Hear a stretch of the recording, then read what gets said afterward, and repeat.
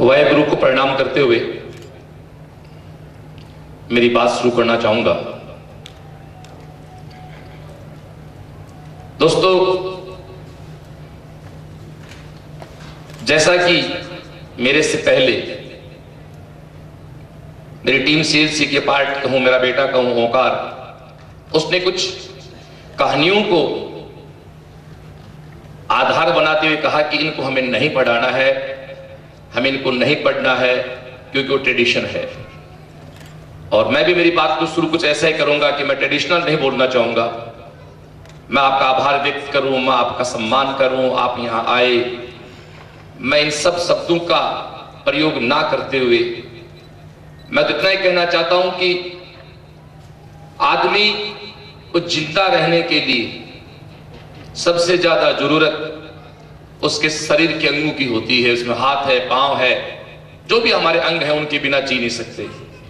और मैंने इस धरती पे आज तक किसी व्यक्ति को यह कहते हुए नहीं सुना कि मैं मेरे दाएं हाथ से प्यार करता हूं, मैं मेरे बाएं हाथ से प्यार करता हूं। हम सुनते हैं मेरी बहन से प्यार करता हूं, मेरे भाई से प्यार करता हूं, मेरी मां से प्यार करता हूं, मेरे पिता से प्यार करता हूं, मेरी बीवी बच्चों से प्यार करता हूं। ये हम एक सुनते आए हैं, लेकिन शायद इन सबसे इंपॉर्टेंट हमारी अपने बॉडी के वो अंग हैं जिनसे हम जिंदगी जीते हैं, और उनको हम कभी नहीं कहते कि मैं उनसे प्यार करता हूं। तो मैं ये कहूंगा कि आप सब इस सीएलसी रूपी बॉडी के अंग हैं, इसलिए आपके बिना सीएलसी का वजूद नहीं हो सकता।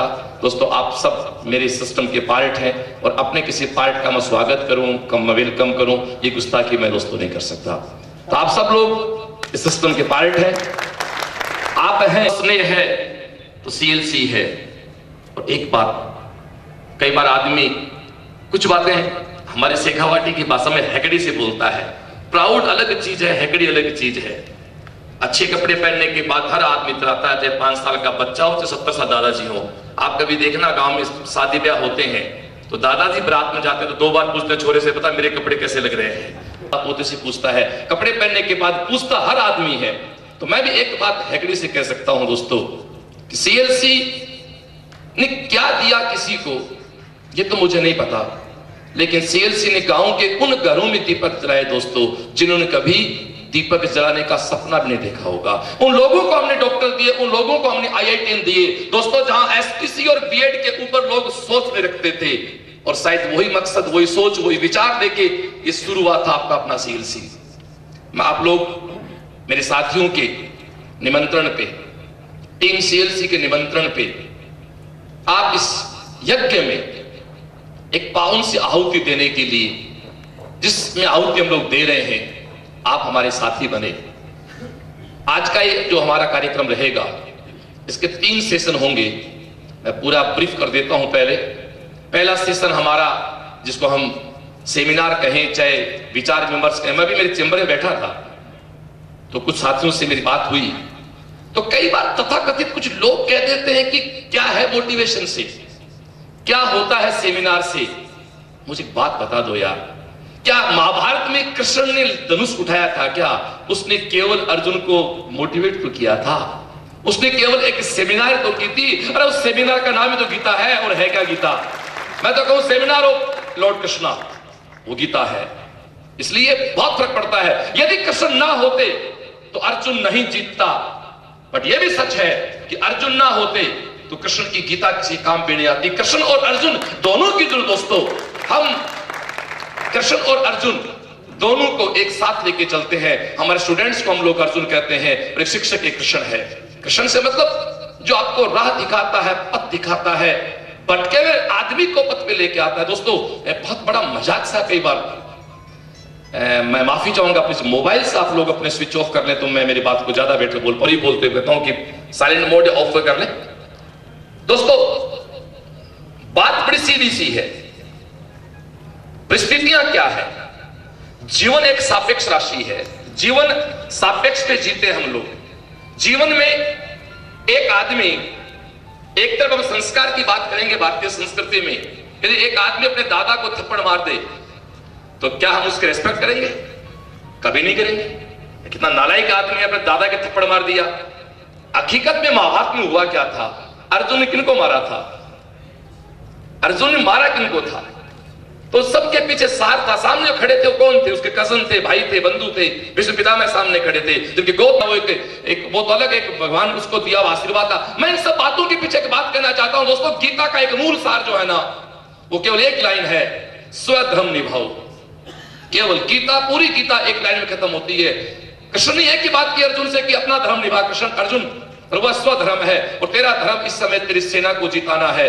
दोस्तों, मैं इस कार्यक्रम को शुरू होने से पहले मेरे वाहेगुरु से, जो शरीर से इस दुनिया में नहीं है, उनसे प्रार्थना करना चाहूंगा कि इस पंडाल में बैठे सभी लोगों को इतनी शक्ति दो, इतनी बुद्धि दो, इतनी सामर्थ्य दो कि अपना सब धर्म निभाने में सक्षम हो सके। आज की यही प्रार्थना है, यही अपील है और यही एनर्जी का लेवल हम रखना चाहते हैं कि हमारा जो धर्म है उसको निभाएं हम। हमारा धर्म, अब शिक्षक का धर्म क्या है वो आप हम सब बेटर जानते हैं दोस्तों। मानता हूं आज के इस युग में शिक्षक गुरु टीचर बन गया। दोस्तों ये बिल्कुल सच है। टीचर और गुरु के शब्द ही लोगों को पता नहीं होते कई बार। तो मेरे एक बहुत अच्छे मित्र हैं, वो एक बात कहते हैं कि साइंस कितनी प्रगति कर जाए, विज्ञान कितनी प्रगति कर जाए, बल्ब के स्पर्श से कभी बल्ब ऑन नहीं हो सकता। आप एक बल्ब को टच करा के दूसरे बल्ब को ऑन नहीं कर सकते। ये काम तो केवल दीपक कर सकता है। दीपक के आप स्पर्श दीपक ले आओ दोस्तों, वो उसको ऑन। बल्ब एक टीचर है, दीपक तो गुरु है दोस्तों।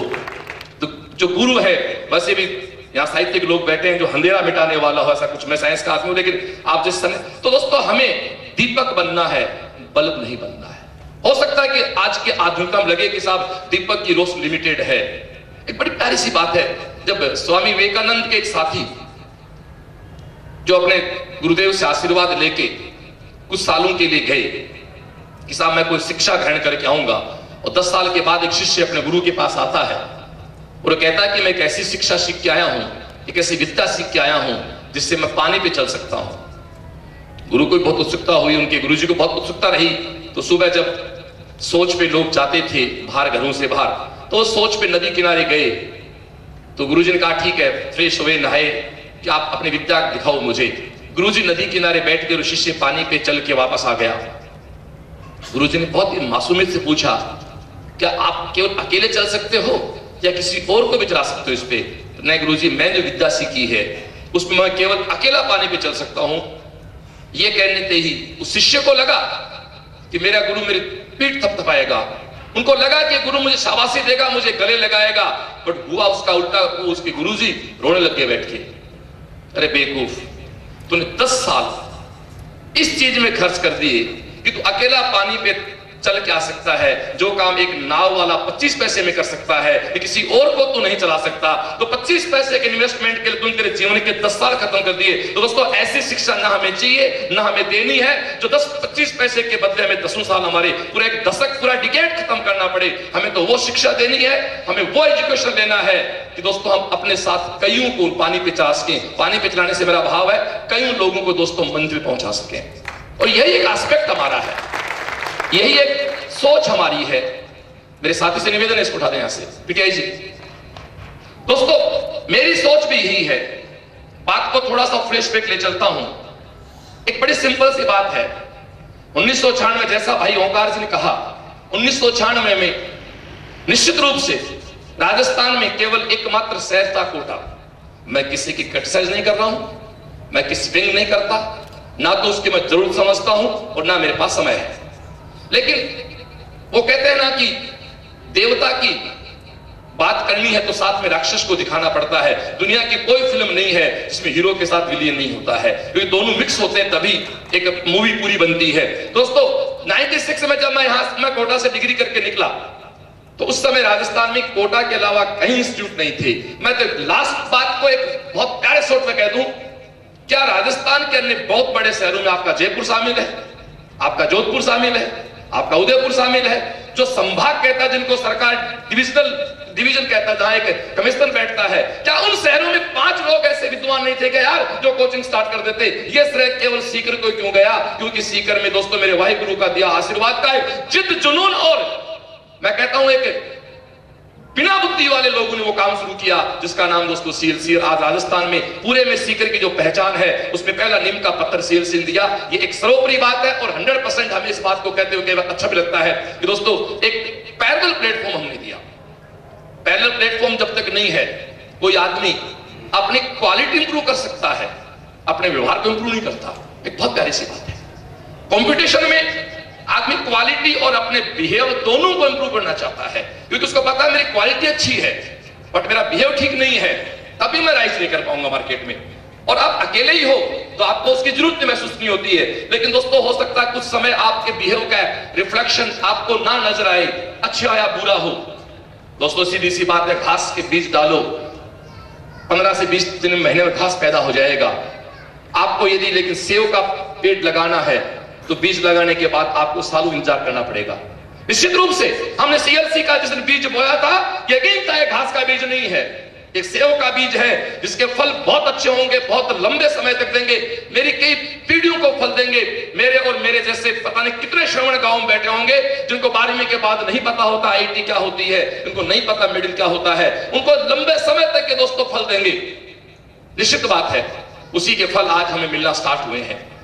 मैंने जब इंस्टीट्यूट स्टार्ट किया तो एक डायलॉग दिया था मैंने, सीएलसी का सपना हर गांव से डॉक्टर इंजीनियर बने अपना। बिल्कुल ओंकार ने जो बात कही मैं उस बात का समर्थन करूंगा।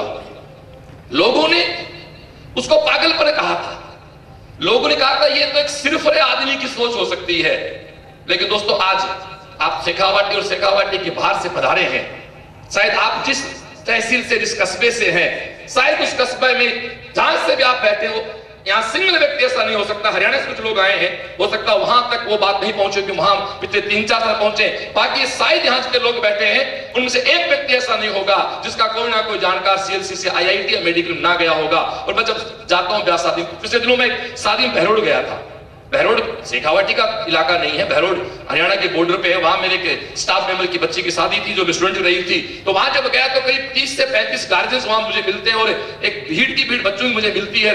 हमारे यहाँ guardians good morning good evening की परंपरा नहीं है। मेरे बच्चे जेसीएलसी बोलते हैं, तो वो जब जेसीएलसी बोलते बच्चे मिलते हैं तो मेरे फेसबुक पे बैठता हूं मैं, 2 मिनट जब मेरी बैठता हूं फेसबुक पे तो जेसीएलसी कमेंट्स की लाइन लग जाती है। वो एक बहुत बड़ी एनर्जी का लेवल रहता है मेरा, जो मुझे काम करने को प्रेरित करता है। तो हमने सपना देखा था हर गांव से डॉक्टर बने, इंजीनियर बने अपना, उस सपने को लगा कि हाँ अब कहीं पूरा हो रहा है। तो निश्चित बात है आदमी लालची होता है, आदमी का लालच बढ़ता जाता है, हमें कहा इसको तो मॉडिफाई किया जाए। गार्जियंस अभी कुछ देर आप जब ये प्रोग्राम खत्म होगा तो मैं जो बात कह रहा था कि इस प्रोग्राम खत्म होने के बाद आप घर जब जाएंगे तो आपको एक सीएलसी का कैरी बैग दिया जाएगा, उसमें पूरा किट है हमारा, उस किट में एक सीडी भी है। उस सीडी में आप एक बार तसल्ली से बैठ के अपने बच्चे के साथ, और आप खुद बच्चे हैं तो अपने गार्जियंस के साथ, आप ना बच्चे हैं ना गार्जियन है, यूथ है तो अपने भाई बहन के साथ बैठ के उस सीडी को एक बार आप रेगुलर जरूर देखें। मैं उम्मीद रखता हूं कि वो चीज आपको काफी अच्छा एक इंस्पिरेशन बेटर देगी। वो सीडी मनोरंजन तो आपका करेगी, वो सीडी आपको शायद कुछ नई चीज देगी। तो इस आज के कार्यक्रम की जब बात चल रही, सेमिनार की बात चल रही थी, तो हमारा पहला जो सेशन है वो चलेगा हमारी वार्ता पे। हम कुछ लोगों को सुनना चाहेंगे, हमारे बीच जो भी लोग हैं खुला मंच होगा, उनके विचार सुनना चाहेंगे। उसके बाद हम डिनर को जाएंगे और डिनर पे जाने के बाद करीब 8 बजे हम लोग 8 से 11 शेखावाटी में चंद फेमस है, पूरे हिंदुस्तान में क्या पूरे वर्ल्ड फेमस है, फतेहपुर शेखावाटी, रामगढ़ शेखावाटी के लोग जो इन होली के दिनों में तो जो इंटरनेशनल प्रोग्राम देते हैं, जिसको फागा उत्सव कहेंगे हम लोग, एक टफ प्रोग्राम रखा हम लोगों ने आपके लिए। वो एग्जैक्ट हम स्टार्ट कर देंगे 8 बजे और उसको 11 बजे हम लोग स्टॉप कर देंगे, 3 घंटे जिसमें हमारे बच्चे भी इंस्टीट्यूट के आएंगे एंजॉय करने आपके साथ। ये हमारे 3 सेशन का कार्यक्रम चलेगा। तो गार्जियंस बात चल रही थी कि साहब हम यहां क्यों आए, हमें क्यों बुलाया। दोस्तों बड़ी सीधी सी प्रक्रिया है कि मैं थोड़ा गानों को शौक रखता हूं, कुछ लोग शेर शायरी बोलते हैं अपने स्पीच में। मैं एक गाना सुना था मैंने बचपन में, पता नहीं किस मूड में सुना होगा, पर आज वो इस मीटिंग बहुत काम आता है कि यूं तो अकेला भी अक्सर गिर के संभल सकता हूं मैं, यूं तो अकेला भी अक्सर गिर के संभल सकता हूं मैं, तुम जो पकड़ लो हाथ मेरा तो हर घर में डॉक्टर इंजीनियर बनने का सपना पूरा कर सकता हूं मैं। दोस्तों हम सब मिलके हम बल्ब नहीं बने यार, हम एक दीपक बने और दीपक से दीपक जलता। दोस्तों बहुत खुशी होगी। अभी मेरे पास करौली साइड के कुछ गार्जियंस आए, मैंने उनसे कहा कि साहब करौली गंगापुर हिंडौन जो बेल्ट है, मैं जब इंजीनियरिंग कॉलेज में था कोटा में, तो भी मेरे साथ के काफी फ्रेंड थे, उस बेल्ट में मैथ को ज्यादा वेटेज मिलता है, शायद आप समर्थन करेंगे इस बात का। वहां बायो का इतना क्रेज नहीं है, शायद कॉमर्स का मेरा फील्ड नहीं है। वहां की जो स्टफ जो है, वहां का जो यूथ है, वहां की जो स्टूडेंट है, वो मैथ लेते हैं। ये बात हमेशा मेरे दिमाग में गूंजती है। उस डिस्कस चल रहा था, उसके बाद फिर मेरे पास व्यक्ति आए, तो श्रवण जी उस मैथ के पीछे कारण है, नाम तो मैं उनका भूल गया, वहां एक हमारे बहुत पहले मैथ के टीचर हुआ करते थे, उन्होंने वहां एक मैथ का ऐसा माहौल बना दिया था हिंडौन में, उस गंगापुर साइड में, कि वहां एक पूरा आभा मंडल बन गया दोस्तों। एक आदमी, अब पिछले दिनों कुछ दिनों पहले हमारे 31 जनवरी को सीएलसी का स्थापना दिवस था, तो डॉक्टर कुमार विश्वास आए थे, जो आजकल सरकार के अगेंस्ट एक उन्होंने चला रखा है अपना आंदोलन, उसकी बात नहीं करूंगा। उन्होंने बहुत बड़ा डायलॉग कहा कि लोग कहते हैं अकेला चना भाड़ नहीं फोड़ सकता, तो कहा अकेला चना भाड़ तो नहीं फोड़ सकता, पर ये चना खुददारी से उठ जाए तो भड़बुजे की आंख जरूर फोड़ सकता है। तो दोस्तों एक आदमी बहुत कुछ कर ले, एक आदमी जिद और जुनून से, एक बात हो मेरे को, हिस्ट्री में भीड़ कभी हुई है क्या? व्यक्ति तो दोस्तों एक ही होता है, विवेकानंद अकेले हुए थे, एक आदमी इतिहास बदलता है, उसके पीछे लोग होते हैं, आगे दोस्तों किसी होना पड़ता है। ये कार्यक्रम रखा हमने, एक विचार आया, मेरी टीम आपके पास गई, आपसे किसी को आदेश दिया, किसी से निवेदन किया। दुनिया में दो रिश्ते होते हैं, एक निवेदन का, एक आदेश का, तीसरा इस दुनिया में कोई रिश्ता नहीं होता है। कुछ आदेश कर देते हैं, कुछ को निवेदन कर लेते हैं। अगली बार आप क्या मानते हो? अगली बार आपको कार्यक्रम में निवेदन करूंगा, मैं कहते नहीं करूंगा, मैं कहूंगा आना ये टाइम है, क्योंकि इतना अधिकार और इतना स्नेह, इतना सम्मान हमारे बीच दोस्तों बन जाएगा। लोग कहते हैं कि बात करने से कुछ नहीं होता, बड़ी विचित्र कहानियां। ये ओंकार जो बोल रहा था, मैं अधूरी बातों में पूरा करना चाहूंगा। अक्सर लोग कहते हैं क्या होता बात करने से, यहाँ बुजुर्ग बैठे हैं, हमारे सीनियर बैठे हैं, आप मुझे बताओ बात करने से कुछ नहीं होता, तो क्या जिंदगी बिना बात के कुछ हुआ है क्या आज तक? है आदमी की सबसे अहम बात क्या होती? शादी सबसे इंपोर्टेंट होती है। शादी में सबसे पहले क्या होता है जी? लड़के और लड़की पिता बात तो करते हैं भाई, बात के बाद वो ठीक है, दहेज पे जाती है, किस पे जाती है अलग बात है, और शुरू में तो बात नहीं होती ना दोस्तों। माना कि बात करने से कुछ नहीं होता, पर बिना बात के भी कुछ नहीं होता। हम और आप यहाँ बैठेंगे, 1 से सवा घंटे हम लोग साथ रहेंगे, तो मुझे आपको समझने का मौका मिलेगा, आपको सीएलसी को समझने का मौका मिलेगा। तो गार्जियंस, सीएलसी ने एक विजन देखा कि साहब हर घर से, फिर से माफी चाहता हूं दोस्तों, यहाँ मेरा यहाँ उस घर से अर्थ नहीं है जिस घर में एसी लगा हुआ है, मेरा यहाँ उस घर से अर्थ नहीं दोस्तों जिसके 2 सर्वेंट बच्चे को चाय देके जा रहे हैं। मेरा अर्थ तो मेरे दोस्त उस घर से है जहां झोपड़े में कहीं खैराज पड़ रहा है, जहां झोपड़े में कोई चंपा पड़ रही है, जहां झोपड़े में कोई बाबूलाल मेघवाल पड़ रहा है। दोस्तों मेरे पास कई बार गार्जियन आते हैं, श्रवण जी गरीब हैं, जरूरतमंद हैं, थोड़ी फीस कम कर दो। दोस्तों गरीब वो होते हैं जिनके पास सीकर आने का किराया भी नहीं होता है। मेरे फतेहपुर के पास एक इथमसर गांव का एक बाबूलाल मेघवाल लड़का था मेरे पास, जो 10th में उसके 90% मार्क्स आए।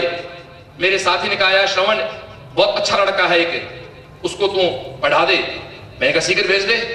उसने कहा भाई सीकर का किराया भी अगले के पास है नहीं। और दोस्तों फैक्ट है, उस लड़के के फादर केवल एक बार सीएलसी आए, वो एक पाजामा फटा हुआ था, उसमें भी दोस्तों कार्य लगी हुई थी। जब उसका सिलेक्शन हो गया 12वीं के साथ आईआईटी में, आईआईटी बॉम्बे में, आज वो दोस्तों जो सिलेक्शन हो गया, बंदे ने काउंसलिंग कर ली, चेंबर में आके बैठ गया, 3 घंटे चुपचाप बैठा रहा। मैंने कहा बात क्या है? कुछ नहीं, कैसे आया? यूं ही आ गया। तो अचानक मुझे लगा यार ये कहीं फीस के चक्कर में आया है। उसने कहा बॉस, मैंने कहा फीस तो अरेंज नहीं हुई, उसको फीस देके बॉम्बे जा गया बाद में। दोस्तों वो होती है जरूरतमंदी, वो होती है। और ऐसे लोगों के लिए, ऐसे घरों में दोस्तों दीपक जलता है, ऐसे घरों से लोग सिलेक्ट होते हैं। एक बाड़मेर का खैराज नाम का लड़का आधी साल एक बाथरूम में किराए पे रहता है। मुझे मेरी टीम को पता लगता है कि इस लड़का बाथरूम में रहता है, उसको हॉस्टल के गया। आज वो बंदा आईआईटी चेन्नई में है। एक लंबी सी दोस्तों लिस्ट है ऐसी। तो मैं जिस घर की बात कर रहा हूं, वो घर है वो घर जिसमें वाकई दोस्तों रोशनी की, वो कहते हैं ना कि अंधेरा क्या होता है, इसकी कीमत दोस्तों केवल जुगनू समझता है, वास्तव में रियलिटी होती है। तो मैं आपसे खुले मन से पहली अपील कर रहा हूं कि तुम्हें आपको किसी मोड़ पे मेरे फिर कोई बाबूलाल मेघवाल और कोई खैराज मिल जाए, ऐसे लोग मिल जाए दोस्तों जिनके पास प्रतिभा है, जिनके पास टैलेंट है, लेकिन अर्थ के जमाने में उनके पास भी अर्थ की समस्या बनता है। आपका भाई मंच पे खड़ा होकर वादा करता है आप सीएलसी के दर तक इनको छोड़ दो, और सीएलसी के दर तक छोड़ने का किराया भी उनके पास नहीं है, तो केवल एक सीएलसी को कॉल कर दो, सीएलसी उसको जाके ले आएगी। ये सीएलसी की परंपरा है और ईश्वर से प्रार्थना कि हम इस परंपरा में दोस्तों जिंदा रहें। क्योंकि मैं एक बात कहना चाहूंगा दोस्तों, 96 में मैंने 10 सेट बच्चों को पढ़ाया।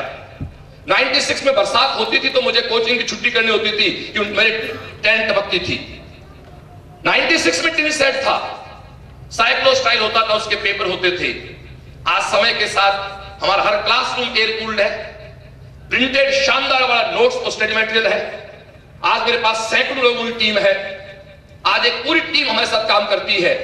वक्त के साथ बच्चा बदला, गार्जियन बदला, वक्त बदला, वक्त के साथ हमने अपने आप को अपडेट किया। माय डियर, हमने हमारे मूल कैरेक्टर को नहीं छोड़ा है। जो हमारा मूल कैरेक्टर है, बच्चों के लिए जीना, अपनों के लिए जीना, उस मूल कैरेक्टर पे सीएलसी जिंदा है, उन्हीं मूल कैरेक्टर्स पे सीएलसी काम करेगी। और मैं सच बताऊं, मेरी हर सुबह मेरे वाहेगुरु से प्रार्थना होती है कि ईश्वर बाबा, बाकी आप सब जाने, एक बात ध्यान रहे कि हमारी बुद्धि इतनी बैलेंस रहे कि जो आदेश आपने दिया था इस सीएलसी को चलाने का, हम उस पथ पे चल सके। और जिस दिन तक उस पथ पे चलते रहेंगे, हम अपने आप को दोस्तों सफल कहेंगे। और जिस दिन वो पथ छूट जाएगा, हो सकता है इस कॉमर्स के जमाने में, इस फाइनेंस के जमाने में 2 रुपए अधिक कमा लें, लेकिन हम अपने आप को सफल नहीं कहेंगे।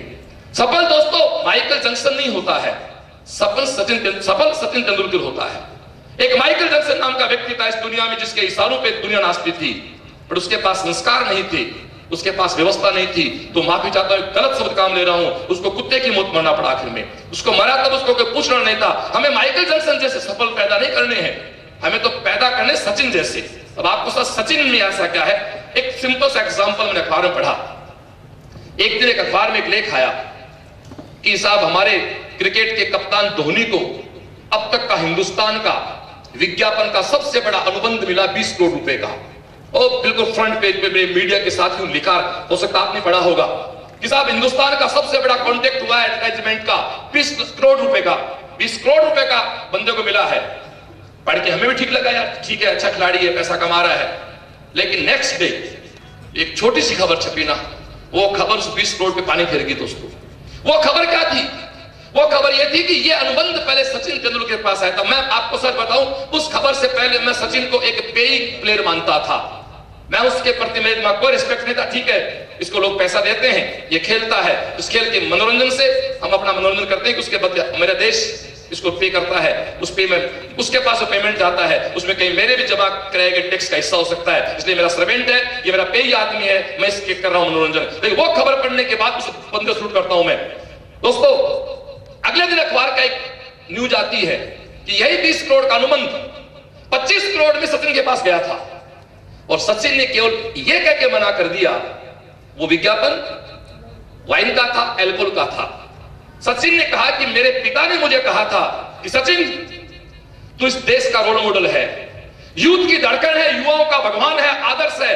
तू जो करेगा देश उसको फैशन मानेगा, तू जो करेगा देश उसको प्रेरणा मानेगा। यदि तूने कभी बीड़ी, सिगरेट या अल्कोहल का प्रचार किया तो भारत की युवा पीढ़ी उसको अपना फैशन मानेगी। और ऐसा तू करेगा तो लोग हो सकता है तथाकथित तेरे साथ एक बार करें, पर मैं दुखी होऊंगा। वादा कर बेटा मेरे से, ये सचिन के फादर के स्टेटमेंट थे कि आप वादा करो सचिन मेरे से कि आप जिंदगी में कभी भी नशे की चीजों का विज्ञापन नहीं करोगे। और सचिन ने 25 करोड़ को लात मार दी यार, अपने पिता का एक वादा निभाने के लिए। इसलिए हमें सचिन जैसे बच्चे पैदा करने हैं, जिनके लिए पिता सर्वोपरि है, जिसके लिए संस्कार सर्वोपरि है, जिसके लिए देश सर्वोपरि है। दोस्तों बंदे का पिता एक्सपायर होता है, 4 दिन नहीं होते, चौथा नहीं होता है, उस आप सबको याद है, बंदा टीम में खेले पहुंच जाता है, वो जीता दोस्तों देश के लिए। ये सच है बिल्कुल। इसलिए मैं जिस थीम पे काम कर रहा हूं, मैं इस सोच पे काम कर रहा हूं, मैं दोस्तों अकेला कुछ नहीं कर सकता उसमें। बिल्कुल मैं खुले मन से फिर से कहता हूं, मैं आपसे मिलना चाहता था, लेकिन मैं सब जगह जाता, ये पॉसिबल नहीं। माफी चाहता हूं आप लोगों के साथ, आप जितने बिजी हम भी हैं। दोस्तों प्लीज आप इसका एडवाइस नहीं लें। अभी मेरे कुछ स्कूल के साथी मेरे पास थे, हमने आपको बुलाया, आप आए नहीं, हमारे साथी बैठे, बिल्कुल नहीं आए। मैं तो गीता पढ़ाओ आदमी हूं। मैंने कहा दोस्तों कोचिंग और स्कूल में एक फर्क मिलेगा। कोचिंग के डायरेक्टर मेरे बहुत सारे दोस्त आते हैं, स्कूल में आप टीचिंग करें तो ठीक है, और आप टीचिंग ना करें तो भी स्कूल में कहीं जरूरत। कोचिंग का सिस्टम ऐसा है जिसमें आप खुद टीचिंग नहीं करते हो तो कोचिंग बहुत ज्यादा ग्रो नहीं कर सकता आपका। उसमें बहुत अच्छे रिजल्ट आप निकाल सकते हैं। मेरे को क्लासेस लेनी होती हैं 96 से लेके 2006-7 तक मैंने रेगुलर मैं पढ़ाता हूँ मेडिकल फिजिक्स। मैंने पढ़ाया, बीच में साल 2 साल जरूर मैं थोड़ा टीचिंग से दूर हुआ। कोई ऐसी घटना थी कि मेरे को इंस्टीट्यूट को एक बार राइज करना था, ब्रांच लॉन्च करनी थी, स्कूल लॉन्च करने थे। पिछले 1.5 साल से और वापस फुल फ्लैश टीचिंग में जुड़ा हुआ हूं। हो सकता है दोस्तों मैं आपके निमंत्रण पे आपकी संस्था नहीं आ पाऊं, लेकिन मैं आपसे वादा करता हूं, मेरा स्वधर्म है कि जिन बच्चों को आप यहां भेजेंगे, बिल्कुल खुले मन से कह रहा हूं, मेरा सेल नंबर आप हर साथी के पास है, मेरा या मेरे इंस्टीट्यूट के किसी व्यक्ति का, किसी भी सेल पे आप रिंग करेंगे, यदि आपके द्वारा भेजे गए बच्चे ने आपको कभी एक बार भी ये कह दिया, कभी उल्हावना दे दिया, अपनी भाषा में कहते हैं ना कि आपको उसने ये कह दिया, साहब कहां फंसा दिया, दोस्तों आप मुझे तुरंत फोन करें, मैं उस बच्चे की समस्या मिटा दूंगा। ईश्वर से प्रार्थना है, इतनी अच्छी टीम, इतने अच्छे लोग साथ खड़े कर रखे हैं कि वो दिक्कत रहेगी नहीं। बट एक बात दोस्तों जरूर सुन लेना, एक निवेदन है कि आपके सामने कोई प्रॉब्लम आए, आपसे मेरा कोई कमिटमेंट हो, आपको लगता हो, देखो एक बात और कहना चाहूंगा, कल तक हम और आप अनजान थे, आप और हम अनजान थे तो तीसरा आदमी हमारे बीच कभी नहीं हो सकता था। आज आप सीएल से आए हैं, आप सीएल से आए तो मान के चलना खुशबू फैलती है आपके मोहल्ले में, आपके गांव में, आपके पड़ोस में, आपके फ्रेंड्स में एक खुशबू जाएगी कि ये व्यक्ति सीएलसी जाके आया है। और सीएलसी बिना किसी कार्यक्रम था, कोई कार्यक्रम नहीं, देरा नो फंक्शन, उसके बाद ये बंदा जाके आया सीएलसी, तो कहीं ना कहीं श्रवण के साथ इसकी आत्मीयता है, कहीं ना कहीं श्रवण को अपना दोस्त या भाई या सीएलसी को अपना परिवार मानता है। और दोस्तों इस धरती पे ऐसे कम लोग हैं जो अच्छाई से खुश होते हैं। बाकी इस पता नहीं सिस्टम है इस देश का या दुनिया का कि रिश्ते कहीं पवित्र बनते हैं तो लोग हमेशा उनमें जहर घोलने की कोशिश करते हैं। आज आप और मेरे, आपको कोई नहीं कहे कल तक कि श्रवण जी आपके बारे में ये कह रहे होंगे, या मुझे भी कोई नहीं हो सकता है। आज पार्ले के मेरे साथी मेरे बीच आए हैं, हरियाणा से साथी मेरे बीच आए, आज हर जगह से साथी मेरे बीच आए, मुझे भी कह देंगे साहब वो आदमी तो आपके फंक्शन में आया था तो फिर आपकी बुराई कर रहा था। आपको भी लोग कह देंगे साहब वो श्रवण जी ने आपको बुलाया था और वो तो साहब ये कह रहे थे साहब वो कुछ नहीं है। दोस्तों आज से हम एक परिवार के मेंबर हैं, एक दोस्त के नाते मैं आपको सौगंध देता हूं। मैंने कहा ना, मैं पहले निवेदन करता हूं, फिर उसमें आदेश में कन्वर्ट हो जाते हैं, मेरी फितरत है। मेरे इंस्टीट्यूट में दोस्तों मेरे से जो छोटी उम्र में लोग जॉब करते हैं उनके मैं किसी के जी नहीं लगाता, वो चाहे मेरी एचओडी क्यों ना, मेरे सारे एचओडी मेरे छोटे हैं, मैं किसी को जी नहीं लगाता। और मेरा चौकीदार, मेरा हॉस्टल वार्डन उम्र में बड़ा है, उसको मैं जी कहता हूं। मेरे संस्कार कुछ ऐसे हैं, मैं जी के उसी को लगाता हूं जो अनजान होता है या उम्र में बड़ा होता है। मेरे स्टाफ के तो कुछ लोग हैं जिनको मैं कभी जी लगा देता हूं, वो 2 दिन बेटे सो नहीं पाते कि जी लग गया, इसका मतलब कहीं ना कहीं बॉस के दिमाग तेरे प्रति गड़बड़ चल रहा है। मेरे बच्चों को पता लग जाता है कि आज बॉस इनको जी क्यों कह रहे हैं। दोस्तों इसलिए मैं उन सिस्टम में जीता हूं। बाकी हमारे कटेवाजी हैं, होने को हॉस्टल वार्डन है, कटेवाजी को हम कटेवाजी कहेंगे जो हमसे उम्र में बड़े हैं, सम्मानीय है। तो हम दोस्तों पहले निवेदन करते हैं, फिर अपना बनने के बाद फिर उसको आदेश देते हैं। तो आपको मैं मेरी सौगंध देता हूं दोस्तों कि आपको कभी भी कोई थर्ड पर्सन ये कहे कि साहब श्रवण ने आपके लिए कहा और मुझे कोई कहेगा तो मुझे सौगंध है ही। दोस्तों एक बार कंफर्म कर लेना, क्योंकि कई बार मैं जाता हूं फील्ड में तो लोग मुझे कहते हैं श्रवण जी यार एक लड़का भेजा था और उसने मेरा नाम लिया आपके पास और फिर आपने कहा यार फिर से छूट नहीं करेंगे।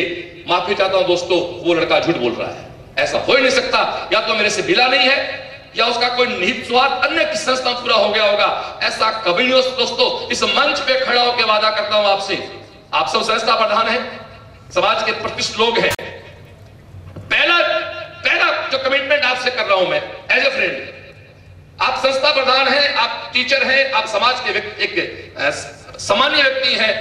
आप जिस स्टूडेंट को सीएलसी भेजते हैं आप उसके साथ एक छोटी सी चिट्ठी भेज दें बना के, आपको कहे ही नहीं, आप उसको अपने लेटर हेड लिख के भेज दें, एक चिट्ठी भेज दें, या एसएमएस का जमाना, आप मुझे एसएमएस कर दें और उसके साथ चिट्ठी भेजते हैं तो मजा आएगा। मेरे एसएमएस में मुझे मजा नहीं आता, क्योंकि एसएमएस में आप हवा मेरे से मिले और चिट्ठी में दोस्तों शाई आपके हाथ से निकली थी, उसको मैं स्पर्श करता हूं तो आपके हाथ का स्पर्श और मेरा स्पर्श दोनों को मिलाता है। दोस्तों ये बहुत बड़ा फर्क है एसएमएस और पत्र में दोस्तों। इसलिए एसएमएस के रिश्ते हवाई है, हवा में टूट जाते हैं, और दोस्तों पत्रों के रिश्ते मजबूत थे, ताज जिंदगी चलते दोस्तों। तो हमें वो रिश्ता बनाना है तो लॉन्ग लाइफ माय डियर। तो प्लीज आप एक चिट्ठी लिख के भेज दें। होश में बोल रहा हूं दोस्तों, कोई मार्केटिंग की बात नहीं कर रहा हूं, कोई मार्केटिंग की बात कर रहा हूं। आपको लगे कि ये प्रतिभा है, आपको लगे नीडी है, मैं किसी को गरीब नहीं कहता दोस्तों, गरीब भैया कोई नहीं है। आदमी नीडी हो सकता है, आदमी गरीब नहीं हो सकता। मैं इसका एग्जांपल देता हूं दोस्तों। मेरे पास 96 में जो कोचिंग स्टार्ट किया था, एक लड़का आया 97 में फर्स्ट ईयर बैच में। वो लड़का, उसने हमारा सीकर का सरकारी स्कूल है, इसके स्कूल से 12वीं पास किया। 12वीं पास करके उसने पीएमटी एसटीसी का फॉर्म भर दिया था उसने। मेरे किसी मित्र ने कहा कि श्रवण जी आप इसको पीएमटी की तैयारी का तो लड़का अच्छा है। मैंने कहा ठीक है भेज दो। उसने कोचिंग स्टार्ट कर लिया। दोस्तों वो लड़का सुबह के बैच में आता था। कुछ दिनों बाद मोबाइल से प्लीज आप ऑफ कर देता कि मैं बोल नहीं पाऊंगा प्लीज।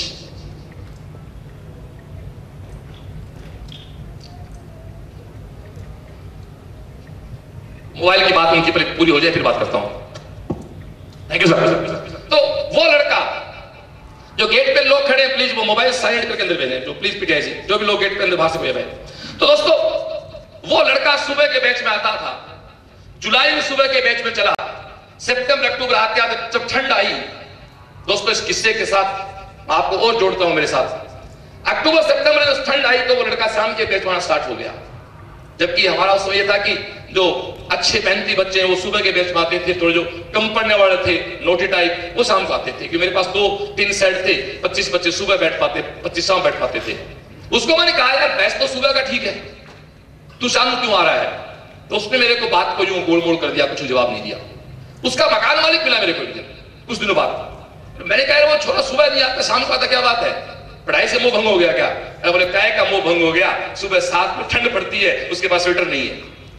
97 में जिस व्यक्ति के पास पहनने को स्वेटर नहीं, जानता हूं मैं यहां बैठे युवा बच्चों से, मेरा पूरी यूथ से, पूरी सामने बैठे मेरे अपनों से, 97, 98 में दोस्तों जिस लड़के के पास पहनने को स्वेटर नहीं, समाज उसको गरीब कह सकता था, लेकिन वो फ्रेश डॉक्टर बना। मेरी बात दोस्तों पूरी हो तब तक आप मेरी बात को समझने की कोशिश करें। वो डॉक्टर बना। उसका छोटा भाई 99 में आया, वो डॉक्टर बना। उसका तीसरा भाई 2001 में आया, वो डॉक्टर बना। तीनों भाई मेडिकल में गए। वो दोनों बड़े भाई गांव के थे, उनकी शादी बचपन में हो गई थी। उनकी धर्मपत्नियां तो जो भी पहले अनपढ़ थी वो रह गई। तीसरा कुंवारा था, उसको हम शादी नहीं होने दी। उसकी मिसेस डॉक्टर है। आज दोस्तों वो तीनों भाई और एक बहू डॉक्टर है, जिनकी 5 लाख रुपए महीने की इनकम आज है। इसलिए गरीब कैसे कह सकते दोस्तों? वो नीडी थे, वो जरूरतमंद थे और वो प्रतिभाशाली थे। और दोस्तों वो लोग रिश्ते नहीं भूलते। रिश्ते कैसे नहीं भूलते मैं इसलिए कहना चाहता हूं। एक बाजिया परिवार है जो मैं एग्जांपल दे रहा हूं, वो जिस घर में किराए पे रहा करते थे, अब पिछले कुछ दिनों पहले उस घर के जो उनके मकान मालिक, उनके बच्चे की शादी थी, उस मकान मालिक की धर्मपत्नी को अपने बहन कहते थे। दोस्तों वो लोग अपना मायरा भर के गए हैं। और शायद जैसा कि मेरे को मेरे विशेष ने बताया, ईश्वर वगैरह नाम ईश्वर बाजिया, कि वो 4 से 5 लाख रुपए खर्च करके गए मायरे पे। दोस्तों रिश्ते भूल सकते थे लोग, तो माँ बाप को दोस्तों बुढ़ापे में भूल जाते, उस मकान मालिक को नहीं भूल पाए जिनको उन्होंने कभी सहयोग दिया, स्नेह दिया। दोस्तों इसलिए प्लीज वो लोग आपको पैदा करने होंगे। अक्सर एक बात कहता हूं मैं, आप उस आदमी को सफल मत करो, आप उस आदमी की सफलता के लिए अपनी जिंदगी बर्बाद मत करो जो सफल होने के बाद आपको छोटा समझे। आप किसी ऐसे व्यक्ति को बड़ा मत बनाओ जो बड़ा बनने के बाद उसको आपकी शर्म आए ये छोटा है। तो गार्जियंस, तो हर घर में जो डॉक्टर इंजीनियर बनने की बात चल रही है, इस एस्पेक्ट पे काम करना होगा। यहाँ शेखावाटी के लोग भी हैं, दौसा से भी लोग हैं, गंगापुर से हैं लोग, गंगानगर से हैं, आपके नागौर से हैं लोग, आपके बीकानेर से हैं, मेरे सारे साथी यहाँ हैं। दोस्तों एक आभा मंडल बनाते हैं, एक वातावरण पैदा करते हैं। दोस्तों मैं तो 96 में अकेला था, वो कहते मैं तो अकेला ही चला था जाने में मंजिल, मेरे अपने साथ आते गए और कारवा बनता गया। दोस्तों उस दिन अकेला था, आज हम हजारों लोग साथ हैं। ये जो कार्यक्रम हुआ है मैं आपको बता दूं, ये हमारा इस साल का 4था कार्यक्रम है। ऐसे हम 4 कार्यक्रम कर चुके हैं, जिसमें हर कार्यक्रम में 500 से 1000 के बीच लोग हमारे साथ रहे। ये लास्ट ईयर पहली बार एक शिक्षक संगोष्ठी के नाम पे कार्यक्रम हमारा 20-21 मई को हुआ था। फिर एक आइडिया है कि इस तरह से कार्यक्रम किए जाएं। गार्जियंस, आप जहां भी रहते हैं, अपने गांव में, अपने पिंड में, अपने मोहल्ले में प्रतिभाशाली बच्चे जो हैं उनको तलाशें। एक डायलॉग है, हमारे गुरुजी हैं सीकर में दयाराम जी मेहरिया, वो कहते हैं कि प्रतिभाओं को तलाश कर तराशो। 2 काम है, साथ तलाशो और फिर उनको तराशो। तलाश भी हमें करनी पड़ेगी, तराशना हमें पड़ेगा। तो दोस्तों उस काम के लिए मैं अकेला कुछ नहीं कर सकता। मैं उनको तलाश सकता हूं, मैं उनको तलाश नहीं सकता। तलाश आप दो, तलाश करके आप मेरे पास भेज दो।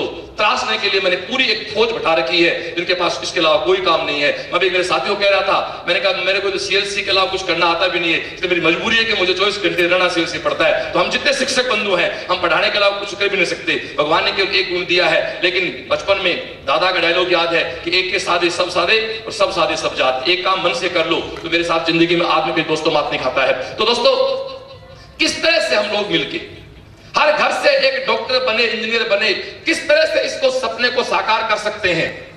मेरी आपसे अपील है कि आपके सराउंडिंग एरिया में 6ठी क्लास के बाद जहां भी आपको प्रतिभाशाली बच्चा मिले, आप संस्था प्रधान हैं दोस्तों, आप उसको अपने संस्था में लेके आओ। कई बार हम लोग क्या होता है, बहुत ज्यादा प्रोफेशनल हो जाते हैं, बहुत ज्यादा इकोनॉमी हो जाते हैं, मनी माइंड हो जाते हैं। 2 बच्चों की फीस में भी कई बार हम अच्छे बच्चे हाथ से निकाल देते हैं। दोस्तों ऐसा कुछ नहीं है। यदि आप किसी एक खैराज को, एक बाबूलाल मेघवाल को मन से पढ़ा लोगे, खुदा दोस्तों अपने आप उसके बदले आपको 20 लोग अपना भेज देगा। ये मेरा सेल्फ एक्सपीरियंस है। दोस्तों ईश्वर कभी किसी के साथ अन्याय करता ही नहीं है। हरिवंश राय बच्चन एक बहुत प्यारी बात कहते हैं कि मन का हो जाए तो अच्छा, और मन का ना हो तो और भी अच्छा। जो हमारे मन का ना हुआ तो उस ईश्वर के मन का हुआ। और दोस्तों हमसे कितने बड़े खलीफा बन जाए, उससे बड़े नहीं बन सकते। वो सबका पिता है, वो सबसे बड़ा है। उसके आर्गुमेंट्स, उसके साथ कोई आर्गुमेंट नहीं, उसके हर फैसले को सलूट कर लो दोस्तों, जिंदगी में कहीं कोई टेंशन नहीं होगी। तो मैं जो बात कह रहा था, आप प्रतिभाओं को तलाशे, एक पूरी टीम मैंने लगा रखी है। और मैं तो अब ये भी कह सकता हूं कि आप भी मेरी टीम के पार्ट हैं, आप भी मेरे अपने हैं।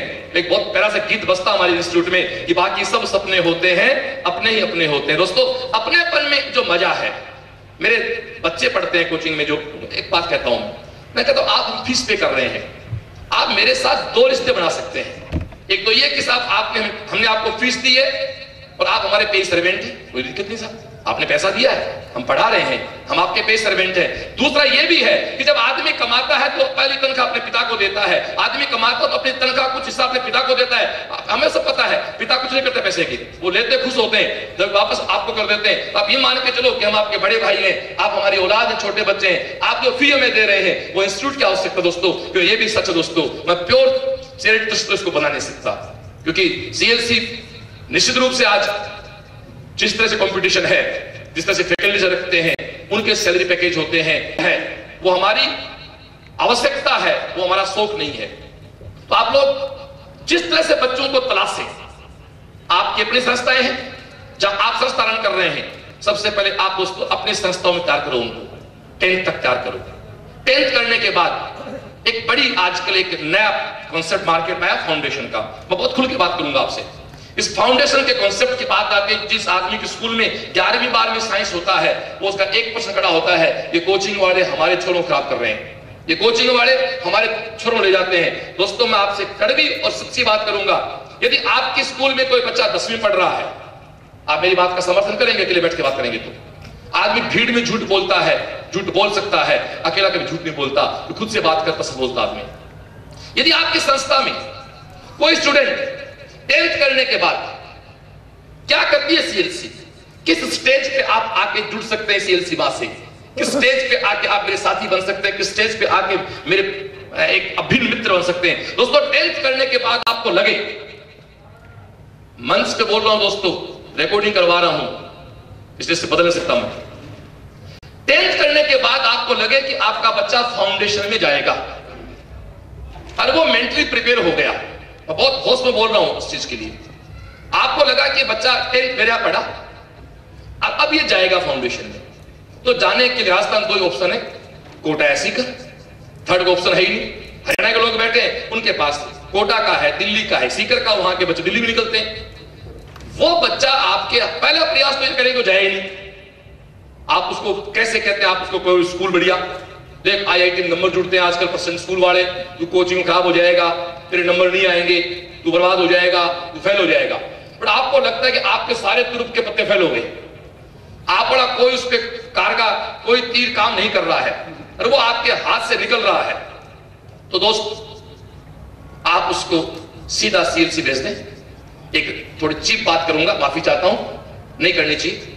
आप उसको सीएलसी भेजें और नाम उसका आप अपने स्कूल में रखें, और आपकी जो भी 11वीं क्लास की फी है उसकी 50% फी सीएलसी आपको अपने आप भेजेगी। ये मैं बात बहुत विश्वास से रिकॉर्डिंग से कह रहा हूं, मैं आपको कोई मार्केटिंग का बात नहीं कर रहा हूं। यदि आपकी फीस स्कूल की स्पोर्ट्स में 20,000 रुपए है तो 10,000 रुपीज आपके पास जाएंगे।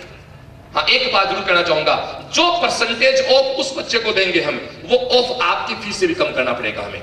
और दोस्तों ये भी सच है कि यदि इस तरह से हम लोग साथ काम करेंगे, रिजल्ट हम तैयार करेंगे, रिजल्ट सेल्स तैयार करेगी, रिजल्ट आप मेरे पिछले काम आएगा कि मेरा फाउंडेशन काम आएगा, मेरे मित्र आपकी बोर्ड का काम आएगा, दोनों भाइयों का साझा काम होगा। बिल्कुल, मैं प्लीज फिर से आपसे बिल्कुल क्रॉस में कह रहा हूं कि आपको लगता है कि वो जा रहा है आपके हाथ से, तो आप उसको सीधा छोड़ दें सीएलसी। आप उसको वहां से गाड़ी किराया कराएं, जीप कार जो भी व्यवस्था आपके शहर में उपलब्ध है वो करा के सीकर भेजें, उस गाड़ी का किराया इंस्टीट्यूट पे करेगा। आप सीधा सीएलसी भेज दें, और आप उसको ये नहीं कहते तेरे को एडमिशन लेना है, आप एक चिट्ठी बना के भेज दें।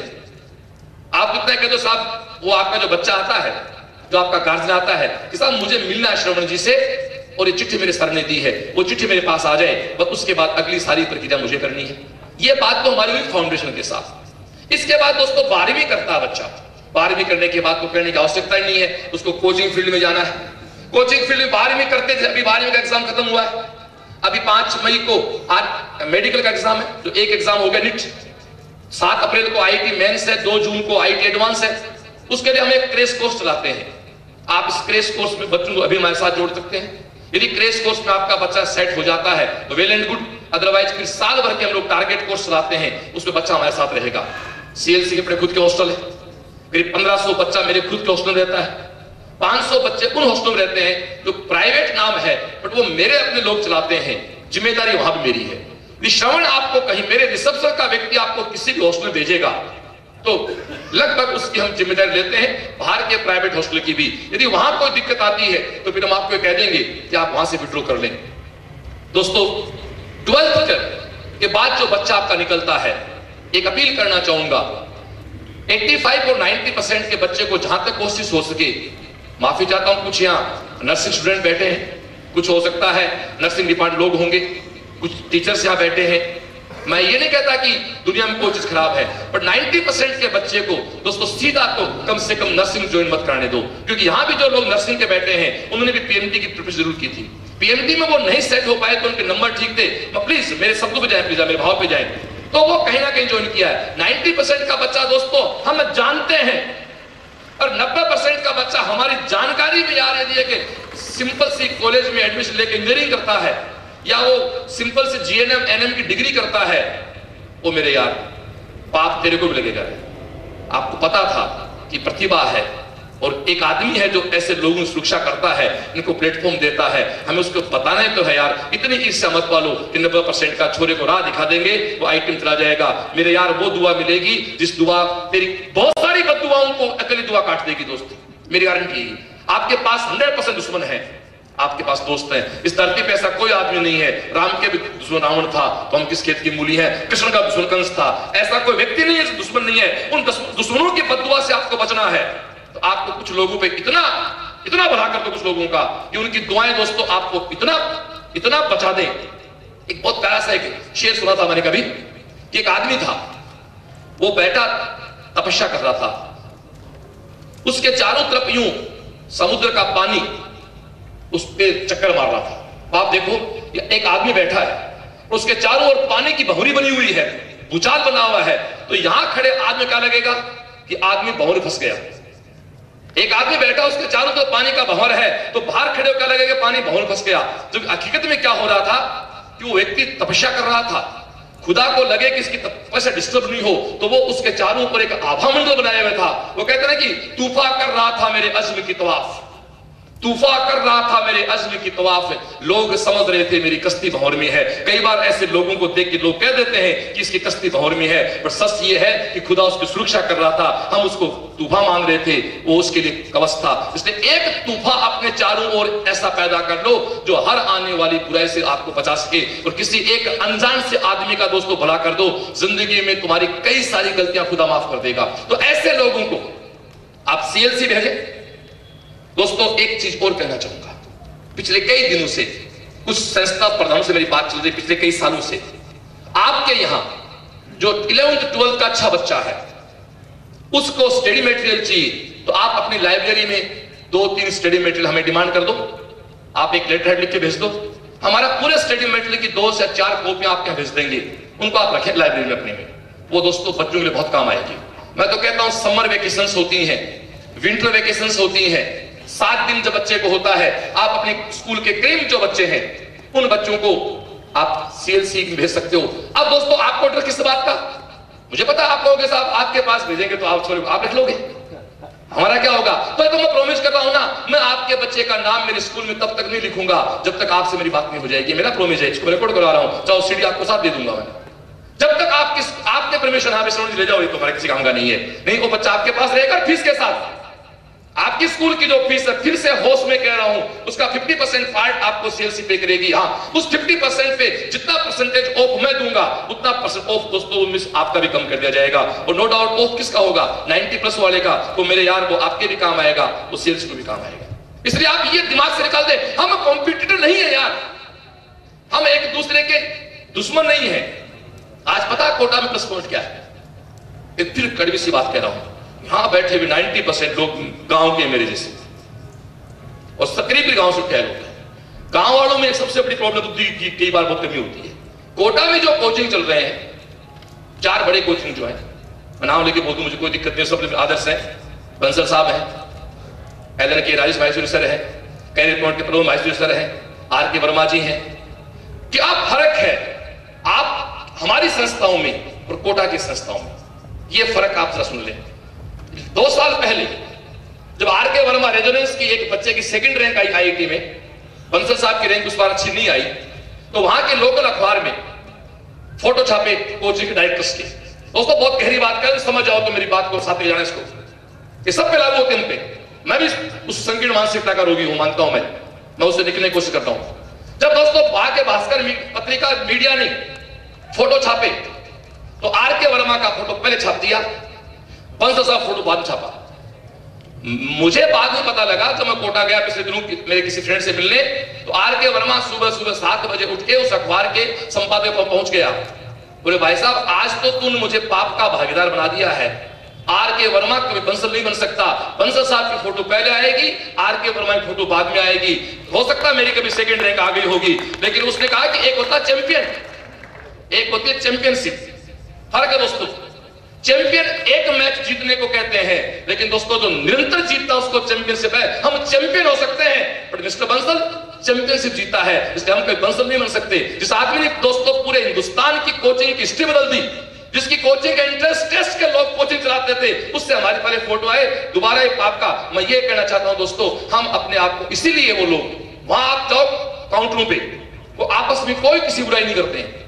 वो कहते हैं भाई जी कोटा आया ना तो 5 कोचिंग है, कहीं ना कहीं जाएगा एडमिशन लेने किसी न किसी। तो जिस शहर में आप स्कूल चलाते हो, आपसे आप जो ढंग की स्कूल हैं, आप कोई से मत पालो, जो आपके शहर में आया है उसको भाई कहीं ना कहीं एडमिशन तो लेना ही होगा, अपने क्वालिटी को ठीक कर लो। इसलिए दोस्तों ये प्रॉब्लम हम लोगों के साथ रहती है कि हम सब लोग गांव से निकल के आए हैं, कई बार हम छोटे शॉर्ट प्रॉफिट के चक्कर में मात खा जाते हैं। इसलिए प्लीज हम कंप्यूटर नहीं है, हम साथ मिलकर काम करेंगे। मुझे एक बात बताओ, आज सीकर में पहले केवल एक सीएलसी था, स्कूल के नाम पे केवल भारतीय स्कूल था, फिर यहां स्कूल खुलते गए, कोचिंग खुलते गए, हमें क्या नुकसान हुआ जी? बच्चे बढ़े, जो संख्या हमारे 2005 में 1000 पार नहीं करती थी, आज हम 5000 बच्चे लेके बैठे। आज जहां पहले भारतीय स्कूल अकेला था, उन अकेले की स्ट्रेंथ 400 हुआ करती थी, आज वहां सीकर 10 स्कूल चलते हैं, हर स्कूल की स्ट्रेंथ आज 500+। साइंस की बात कर रहा हूं मैं, 500-700 बच्चे बढ़ा रहे हैं। आपने सोच को बड़ा करो दोस्तों, सोच को जब तक बड़ा नहीं करेंगे हम बहुत बड़े व्यक्ति नहीं बन सकते। और ये दोस्तों जो बात चल रही है, ये मैं मानता हूं कि बुद्धिजीवियों की भी चल रही है, मानता हूं मैं ये बात उन लोगों से कर रहा हूं जो समाज के आईने हैं, ये बात उन लोगों से कर रहा हूं जो समाज को दिशा देते हैं, ये बात मैं उन लोगों से कर रहा हूं दोस्तों, समाज जिनके एक स्टेटमेंट को प्रेरणा मानता है, समाज जिनके एक स्टेटमेंट को जिंदगी की रूपरेखा मानता है, समाज दोस्तों जिनको जिंदगी जीने की परिभाषा मानता है। इसलिए आपकी बहुत जिम्मेदारी दोस्तों, आपका एक स्टेटमेंट। एक टीचर मेरे पास परसों में मित्र आए थे, वो ठेकेदार थे। मैंने कहा ठेकेदार जी आप में मेरे फर्क है, आप इस सीकर के किसी चौराहे पे या अपने शहर के किसी चौराहे पे खड़े होकर सिगरेट पी सकते हो, ये काम मैं नहीं कर सकता। तो आपके चौराहे पे खड़े होकर सिगरेट पीने से समाज को कोई नुकसान नहीं हो सकता, ये आपकी पर्सनल लाइफ है। लेकिन मैं मतलब टीचर, एक शिक्षक यदि सारे आम एक चौराहे पे सिगरेट पीता है तो वो समाज का आईना खराब करता है। हमारी कोई व्यक्तिगत लाइफ नहीं है, हम बच्चों के लिए जीते हैं। हमारा बच्चा, दोस्तों आप कभी जो टीचर है, एक बच्चा आप में अपना पिता ढूंढता है, एक बच्चा आप अपना आदर्श ढूंढता है। जब आप पढ़ाते हो तो बच्चों के आई कांटेक्ट करो आप, जब आप पढ़ाते हो बच्चों की आंखें पढ़ो आप, उसकी आंखों में आपको वो स्नेह वो प्यार मिलेगा जो कभी आपको आपकी मां ने दिया है या आपने अपनी मां को दिया। दोस्तों इसके अलावा वहां कुछ हो ही नहीं सकता। आप एक बार जी के देखें उस जज्बे को। मैं कहता हूं जिंदगी में इससे अच्छा कुछ नहीं हो सकता, इससे श्रेष्ठ कुछ नहीं हो सकता। तो मेरी बात पे फिर आप दोस्तों में कि हम कॉम्पिटिटर नहीं है। कॉम्पिटिशन से दोस्तों हम केवल ईर्ष्या करके अपना बीपी चेंज कर सकते हैं, कुछ बीमारियां पैदा कर सकते हैं। और स्वस्थ वातावरण में जिएंगे तो हम सब खुश रह सकते हैं। दोस्तों मैं गांव का आदमी हूं, फव्वारे से फसल की जा सकती है, पूरी धरती को हरा करना है तो बारिश की जरूरत पड़ती है। इसलिए बारिश की योजना बनाओ, ना कि योजना फव्वारों की बनाओ। फव्वारों से दोस्तों कुछ नहीं हो सकता। बारिश जब होगी ना तो सब कुछ हरा भरा होगा। बारिश तब होगी जब सब कुछ शुद्ध होगा, वातावरण शुद्ध होगा। हमारे सराउंडिंग में आप एक ऐसा वातावरण खड़ा कर दो यार कि बच्चा पढ़ाई के अलावा, अभी पिछले 7 दिन पहले 17 तारीख के बाद, 7 दिन हुए नहीं, 17 तारीख के दिन हमने सीकर में नया एस्पेक्ट किया। हमारे सीकर में आजकल ये आरपीएससी और एसटी, एसटीसी, बीएड, नर्सिंग, ये बहुत बच्चे सीकर में, करीब 50,000 बच्चा सीकर हमारे समय। हमारे सीकर में कुछ साथी बहुत बढ़िया काम कर रहे हैं। ये आपकी आरपीएससी और पटवारी की परीक्षा और सेकंड ग्रेड शिक्षक इस तरह की जो एग्जाम्स होती हैं, खूब सारी कोचिंग्स है। मैं उन कोचिंग में मेरा जाना रहता था। एक बार मैं किसी कोचिंग कुछ स्पीच लेके आ गया था, तो उस कोचिंग के बच्चे आते रहते, बहुत साहब सर, मेरे बच्चे बहुत कहते हैं मेरे को कि बहुत वो आप हमारे वहां आए, अच्छा लगा, आपका सेमिनार कब होगी, आप बताओ हम यहाँ आएंगे। दोस्तों एक तो ये जो तामझाम लगा हुआ है ना, ये आज नहीं लगा है, ये लगा हुआ 1 महीने से 3 में लगा रहेगा। यहाँ पर ये हमारा स्टेज फिक्स है, यहाँ एक बोर्ड लगा हुआ है, हमारी क्लास चलती है। ये 2 प्लेटफॉर्म क्यों है आप सोच रहे हैं, मेरा घंटे चक्कर आदमी क्या रखा है इसने, ये मेरा क्लासरूम है, यहाँ एक बोर्ड लगा हुआ है, अभी उठा दिया उसको मीटिंग में, कल सुबह फिर बोर्ड लग जाएगा। ये तो केवल यहाँ की मेहनत को आनंद लेने के लिए यहाँ आया जाता है। यहाँ मेहनत की जाती है, यहाँ उसको एंजॉय किया जाता है। हम दोनों काम साथ करते हैं, मेहनत करते हैं फिर उसको एंजॉय भी करते हैं। तो दोस्तों उन लोगों की डिमांड थी, तो हमने 17 तारीख को एक सेमिनार रखा जिसमें ओपन सेमिनार दिया गया आरपीएससी, और ये करीब 1000 प्लस बच्चा उसमें आया। यूथ जो कैसे बच्चा यूथ कहूंगा उसको मैं, 1000 यूथ जो आई, उन कोचिंग से डायरेक्टर से कुछ आए थे। कुछ लोगों की आंखों में पानी आ गया था यहाँ। तो मेरे 1-2 साथी ने कहा श्रवण जी ये क्या था? मैंने कहा कुछ नहीं, इसके अंदर एक भड़ास थी, इसके अंदर एक ज्वालामुखी था, जिस ज्वालामुखी को निकालने वाला नहीं था। गार्जियंस, हर इंसान के अंदर एक हनुमान जी बैठा हुआ है। आप जामवंत बन जाओ, लंका चुटकी में जल जाती है। हनुमान जी का किस्सा सब जानते हैं हम लोग। हनुमान जी बचपन बड़े शरारती थे, उनको एक श्राप मिल गया बचपन में कि तेरी ताकत खत्म हो जाएगी। अब श्राप मिल गया तो ताकत खत्म होगी। तो एक बात को शॉर्ट में करता हूं, तो देवी देवताओं को टेंशन होगी कि साहब हनुमान जी की ताकत खत्म होगी, तो राम के साथ एक घटना घटनी है, राम की सहायता करनी, तो ये तो पंगा हो गया। तो लोगों ने कहा साहब, गए उन ऋषि मुनियों के पास कि साहब माफ करो, कुछ समाधान दो। ऋषि मुनि ने कहा साहब श्राप तो दे दिया, वचन तो दे दिया, वो दे दिया, वो तो वापस हो सकता नहीं, हम इसका एक नुस्खा दे देते हैं, जैसे हमारे संविधान में होता है ना, इसका प्रावधान ये है, इसका लकुना ये है। हमारे बड़ा पंगा है, हर चीज का लकुना निकाल लेते हैं हम लोग। जुगाड़ हर जगह जानते हैं, जुगाड़ हर चीज का होता है हमारे, तो वहां भी एक जुगाड़ निकाला गया। तो जुगाड़ में क्या हुआ, ये कहा गया कि साहब इसकी शक्ति तो गई, लेकिन कोई याद दिला देगा ना तो याद आ जाएगी। अब ये पता जामुन जी को था, जामुन सबसे बड़े बूढ़े बंदर थे। अब जब लंका पे अटैक करने की बात आई, भगवान राम और राम के साथ उनकी पूरी पांडव सेना बैठी थी, सबको पूछा गया अभी तो समुद्र कूद जाएगा। किसी ने कहा साहब मैं 1 किलोमीटर कूद जाऊं, किसी ने कहा मैं 2 किलोमीटर कूद जाऊं। हनुमान चुपचाप बैठे हुए थे कि उनको श्राप मिला हुआ था। जामुन को पता था, साथ हो जाए दोस्तों मेरे, जामुन को पता था कि ये ताकत भुला हुआ है। जामुन ने जाके जैसे हनुमान से कहा कि रे हनुमान तू पवन पुत्र है, आप समुद्र लांग सकते हो, इतना शक्ति याद आई, शक्ति याद आई। अगला समुद्र लांग गया, तो समुद्र लांग गया, अगला सीन पता लंका जलाया। यहाँ लंका कौन है? IIT। ये लंका कौन है? PMT। ये लंका कौन है? IAS। उनको जलाना है। हनुमान दोस्तों आपके पास है, आप जामुन बन जाओ। दोस्तों बात का मजा आ जाएगा। एक लंका जलाने का दशहरा आज तक मना रहे हैं, एक लंका जलाने की विजयदशमी आज तक मना रहे हैं, एक राम के वापस आने की दीपावली आज तक मना रहे हैं। या आप चाहते हो कि आपके कारण भी लोग दीपावली मनाएं, आपके कारण भी लोग लंका को जलाएं, आपके कारण भी विजयदशमी आए, तो हनुमान ढूंढ लो मेरे यारो, हनुमान है, आप जामुन करोड़ अदा कर दो। बस यही एक प्रक्रिया है, यही परंपरा है, सिस्टम है यार। ये सिस्टम के बलबूते हम लोग बहुत अच्छा काम कर सकते हैं। गार्जियंस, हमने चुनाव कर लिया एजुकेशन फील्ड का, हमें रहना इस फील्ड में है, तो इस फील्ड में श्रेष्ठ करो। मेरे सीकर में अक्सर लोग कहते हैं कि साहब ये सफल है, वो सफल है। मैं कहता हूं सीकर में दो लोग सफल है, एक तो हमारे कोई कचौरी बेचता है और एक आदमी को पान बेचता है। जैसे आप सीकर का एग्जांपल ले, आप जयपुर का एग्जांपल ले लो। आप सब जयपुर जाते हो, जयपुर में सबसे सफल मैं तो कहता हूं राउत कचौरी वाला है। आप राउत कचौरी जाते हो, अगला ना तो सीधे मुंह बात करता है, पैसा पहले लेता है और यूं सामान पकड़ाता, देखता उधर आपको लेता है कि भिखारी को भीख दे रहा है, और फिर भी बड़े प्यार से कहते हैं पीने का पानी है नहीं, क्यों भाई अगले क्वालिटी है, मैं तो उसको सफलता कहता हूं। दोस्तों, सफलता का सही मतलब यह है कि जिसकी डिमांड हो मार्केट में, लोग आपको डिमांड, यदि उसके साथ आपका बिहेव और अच्छा है तो लोग आपको पूछना शुरू कर देंगे। तो माय डियर, आप अपने चारों तरफ एक ऐसा वातावरण क्रिएट करें जो वातावरण उन बच्चों को तैयार करे। अब आपको साहब ऐसे क्या होता है, ऐसे वातावरण कैसे तैयार होता है? दोस्तों, आईआईटी की एग्जाम राजस्थान से आज तक एक ही बार टॉप हुई, ध्यान होगा आपको। राजस्थान के किसी लड़के ने आईआईटी टॉप अब तक एक बार ही किया है। वो दोस्तों जालोर जिले के झोपड़े में रहने वाला डूंगरा राम था, जो बिल्कुल झोपड़े में रहने वाला लड़का था, जिसने दोस्तों आईआईटी को टॉप किया था। दोस्तों, सफलता कैसे मिलती है, सफलता होती कैसे है, इसका मैं एक सिंपल सा एग्जांपल देता हूं। 2010 में, या आप अपने बच्चों को कर सकते हैं, या बच्चे बैठे वो सुन के 10 बात उसको। 2010 में एक लड़के ने राजस्थान से पहली बार एम्स को टॉप किया।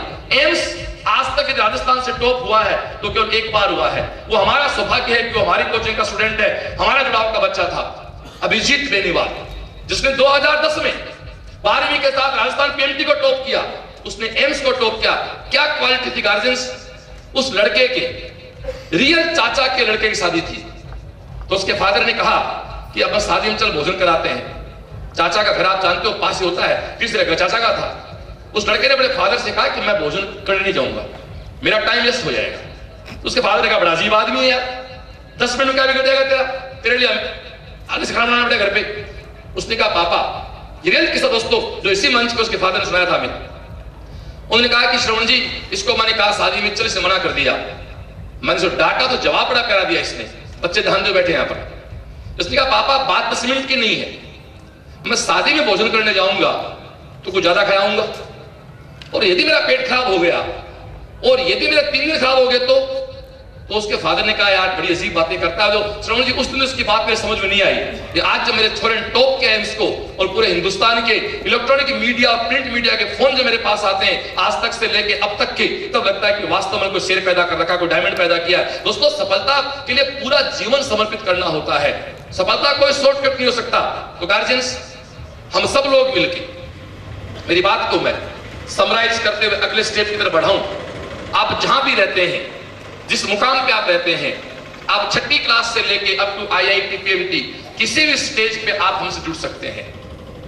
बिल्कुल मैं इस मंच पे कहना चाहूंगा दोस्तों, चाहे स्कूल एजुकेशन हो, चाहे फाउंडेशन हो, चाहे आईआईटी पीएम टारगेट के बच्चे हो, चाहे दोस्तों आपकी अपने संस्था में आपको स्टडी मटेरियल की आवश्यकता हो। और यहां मैं एक बात आज अनाउंस कर रहा हूं, जो मैं मंच पे पहली बार अनाउंस कर रहा हूं। ये सब लोग जो संस्था प्रधान है वो मैं इस बात पे ध्यान चाहूंगा, वो इस बात को थोड़ा सा डेटाबेस बात है, थोड़ा स्टूडेंट सुन लें।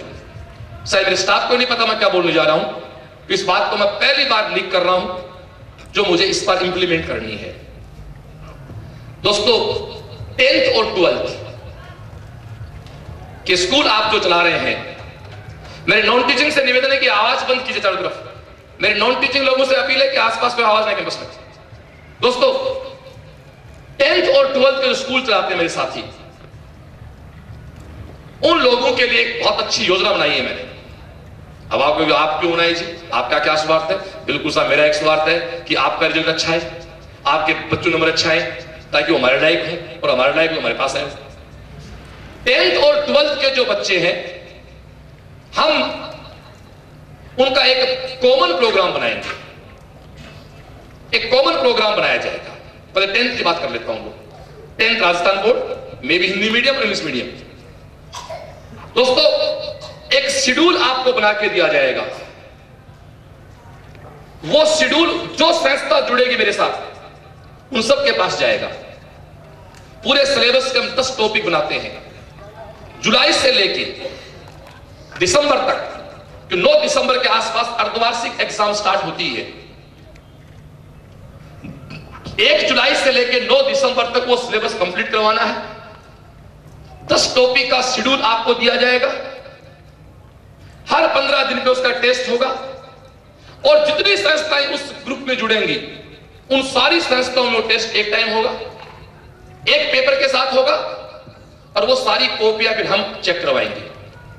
चेक कैसे कराएंगे? बिल्कुल बोर्ड पैटर्न पे। गंगानगर स्कूल कॉपी सीकर आ गई, हिंडोनी कॉपी सीकर आ गई, हिंडोनी कॉपी चेक गंगानगर चली गई। जैसे बोर्ड कलेक्ट करता है, एक पूरा मैंने मेरा एक सिस्टम बनाया है, पूरा मेरा एक एचआरडी डिपार्टमेंट बनाया इस चीज का। दोस्तों वो सारी कॉपियां चेक होंगी, उन सारी कॉपियों की कॉमन रैंक बनेगी और यदि मैं मानता हूं कि इसमें 50 से 60 संस्थान लोग जुड़ जाते हैं तो दोस्तों राजस्थान बोर्ड का रिजल्ट इतना सुंदर हो जाएगा। और फिर उनमें जो टॉपर बच्चा है, जहां से भी बच्चा टॉप करता है, उस कॉपी की फोटो स्टेट करवा के जितनी संस्था अपने साथ होंगी उन सबको भेज जाएगी कि भाई टॉपर की कॉपी ये है, आप भी अपने बच्चों को इन कॉपियों को दिखाएं। गार्जियंस ये सिस्टम 12th के साथ रहेगा। 11th के साथ एक बार हम नहीं करना चाहते कि लोकल क्लास होती है, लोकल क्लास में स्कूल वाले को बहुत ज्यादा सीरियस देते नहीं उसको। यही सिस्टम 12th के साथ रहेगा। एक कॉमन प्रोग्राम होगा, उसका एक कॉमन पेपर होगा, कॉमन कॉपियां चेक होंगी। और दोस्तों अब आपको बोर्ड के रिजल्ट का आपको क्या पता रिजल्ट कैसे निकलता है। दोस्तों फिर एक बात एग्री से कहूंगा, मैं पहले कहा, मैं कुछ सब समझा चुका आपको। राजस्थान बोर्ड साइंस में ये खेल केवल साइंस के लिए होगा भाई, साइंस 12th केवल साइंस, कॉमर्स आर्ट्स में मैं 0 हूं। दोस्तों राजस्थान बोर्ड 1% बच्चे 12वीं साइंस के 1% बच्चे का चुनाव करती है, जिसको वो इंस्पिरेशन अवार्ड देती है। राजस्थान बोर्ड के द्वारा उसकी खुद की वेबसाइट पे लिस्ट पड़ी है। दोस्तों हमारा कृष्णा विद्या मंदिर स्कूल जो है वो उसमें राजस्थान में 3rd रैंक पे है और एक मेरा स्कूल BR चेलासी है। उन दोनों उसको मिला दूं मैं तो मेरा स्कूल राजस्थान बोर्ड के इंस्पिरेशन अवार्ड के 2nd नंबर पे है। शेखावाटी में 1st नंबर पे है, राजस्थान में हम लोग 2nd नंबर पे है। इसलिए बोर्ड के रिजल्ट निकालने की आदत हम लोग रखते हैं। अब तक हम राजस्थान बोर्ड की 9 मेरिट दे चुके हैं। वो तब है जब हमने बोर्ड पे बहुत ज्यादा फोकस कभी किया ही नहीं, बट इस बार हम ये योजना बना रहे हैं। फिर दोस्तों वही बात है, एक नई योजना है, इसमें भी लोगों को मार्केट दिखाई देगी। आजकल दोस्तों ये कहते हैं कि आप किसी को बहुत समय दो ना तो भी लगता है इसका स्वार्थ क्या मेरे से। आजकल तो किसी को आप घर खाना खिलाओ ना तो खाते खाते सोचता पड़ा मेरे से क्या काम कराएगा बदले में, क्योंकि माहौल बड़ा खराब हो गया। उसको स्वार्थ क्योंकि वातावरण बड़ा गंदा हो गया। मेरा बिल्कुल एक स्वार्थ है जी, मेरा केवल एक स्वार्थ है मेरी CLC प्रगति करे।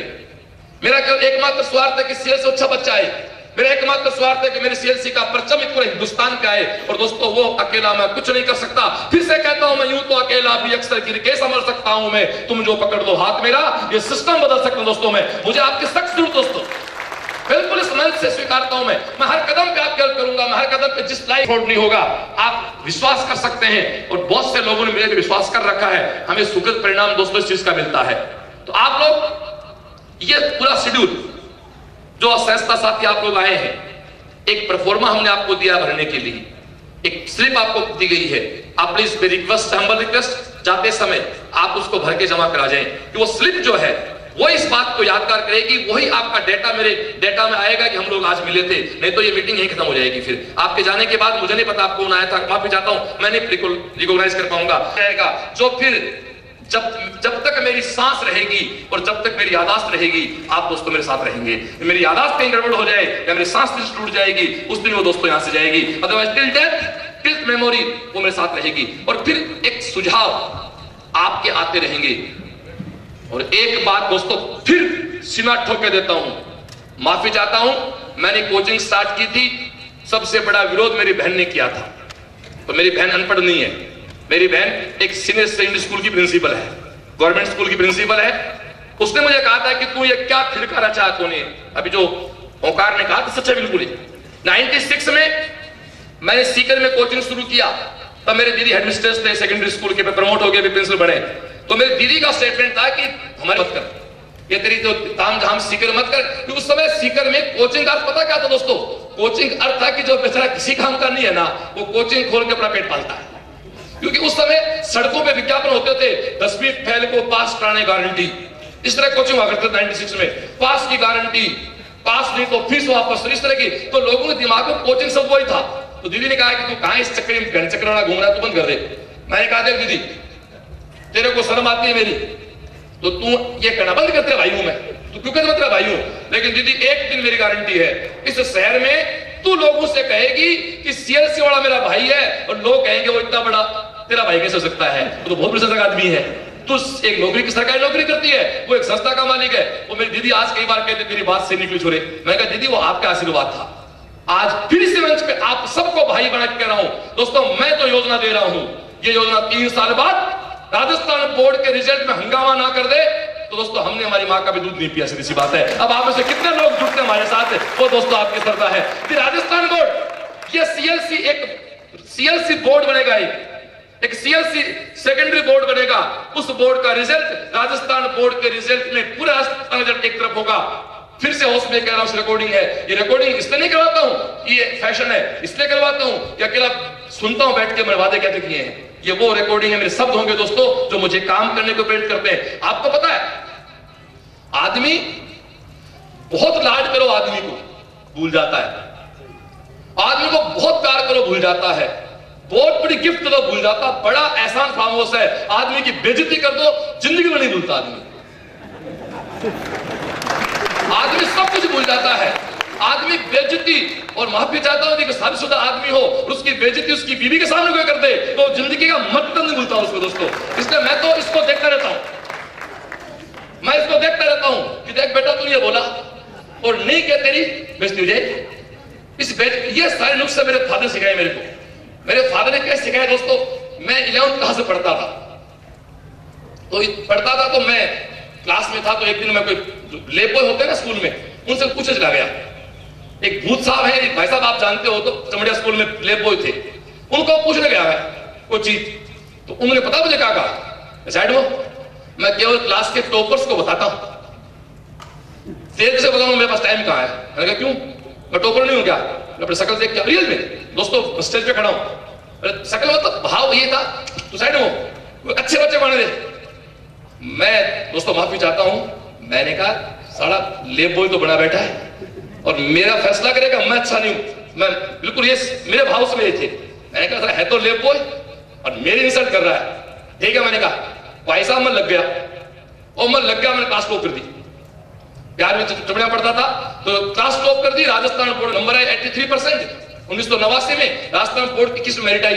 अब रिजल्ट उस समय इंटरनेट कहां होता था, रिजल्ट शाम को एक खबर आती, प्रादेशिक खबर शाम को 7 बजे रेडियो में खबर आती थी कि आज माध्यमिक शिक्षा बोर्ड ने परिणाम घोषित कर दिया। तो खबर आई साहब शाम को 30 मई 1990, आज भी याद है। अब साहब गांव में बैठे थे, खबर सुन ली 7 बजे, सुबह उठे 3 बजे, उठ के फतेहपुर आए, पैदल बस कहां थी गांव में उस समय, पैदल आए तो फतेहपुर में अखबार नहीं आता था, तो ट्रेन आती थी लोहारू सीकर, उसमें बैठ के सीकर आए। यहाँ 2 बजे पहुंचे तो बोले साहब अखबार 2:30 बजे आएगा। जयपुर से एक 2:30 बजे अखबार आया, उस अखबार को देखा तो रोल फर्स्ट मिल गए। अब फर्स्ट डिवीजन तो मुद्दा नहीं था ना, अब 7 दिन के बाद मार्कशीट आया करती थी, आपको ध्यान हो तो, ये तो नेट तो अब आया, 7 दिन बाद मार्कशीट आई। मार्कशीट आते ही फिर स्कूल में बाबू था हमारे दोस्त बना का, आते हैं सूचना करते हैं मार्कशीट, मेरे को आते सूचना करती कहा मेरे को मार्कशीट आ गई।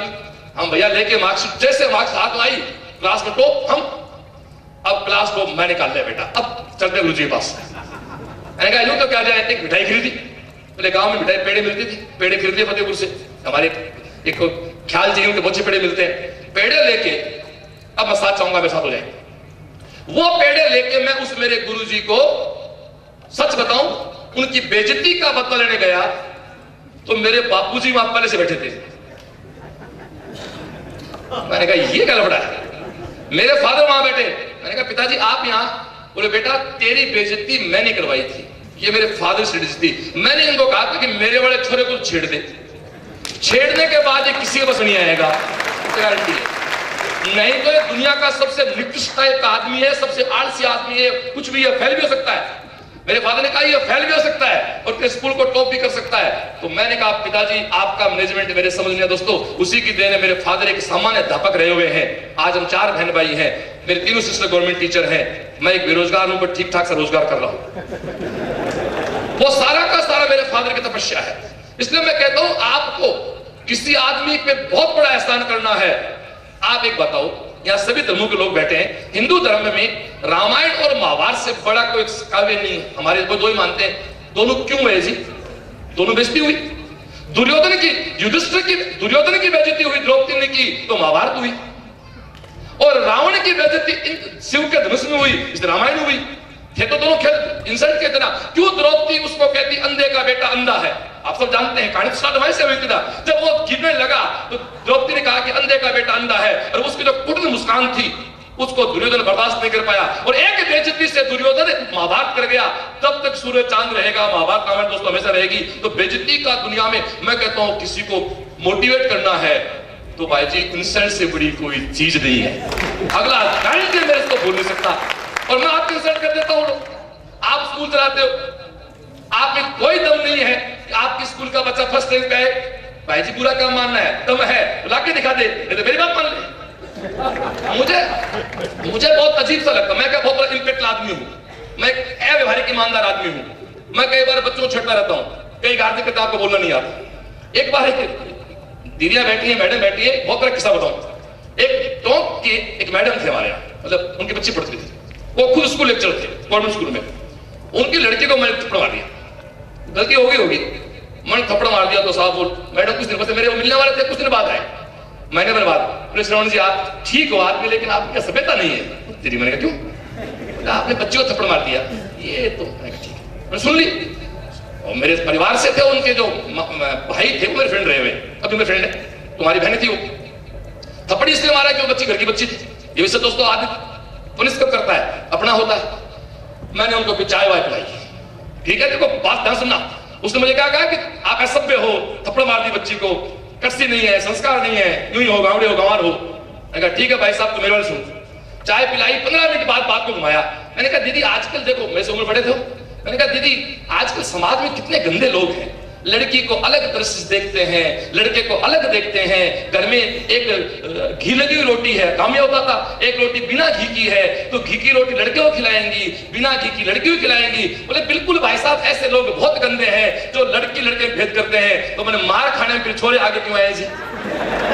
मतलब जब रोटियों की बात आई तब तो लड़का लड़की बराबर हो गए, और लड़की को थप्पड़ मार दो तो इसका मतलब दीदी मानसिकता आपकी विकृत है। आप खुद लड़की लड़की में डिफरेंस पैदा करते हो। टीचर के लिए ना लड़का ना लड़की है, टीचर के लिए स्टूडेंट है दोस्तों एक। और स्टूडेंट गलती करेगा उसको पनिशमेंट मिलेगा, उसको पनिश नहीं करता है। मेरे यार, यदि तेरा आपका बच्चा किसी टीचर के पास पढ़ता है और टीचर के सामने सामने आपका बच्चा गलती करता है और यदि आप उसको पनिश नहीं करते हो तो उस टीचर से बड़ा इस धरती पे आपका कोई दोस्तों दुश्मन नहीं हो सकता। मैं यदि चौराहे पे निकलता हूं, मेरे बच्चे मुझे देख के रास्ता बदल लेते हैं। दोस्तों मेरे चौराहे पे खड़ा लड़का, मैं जा रहा हूं, वो खड़ा वहां सिगरेट पी रहा है। श्रवण अपने हाथ नहीं रोक सकता, उसको ठोकेगा पीटेगा। आप खुद बताओ, आपका बेटा सिगरेट पी रहा है चौराहे पे खड़ा और आप वहां से निकल जाओगे, क्या आपका बीपी चेंज नहीं होगा?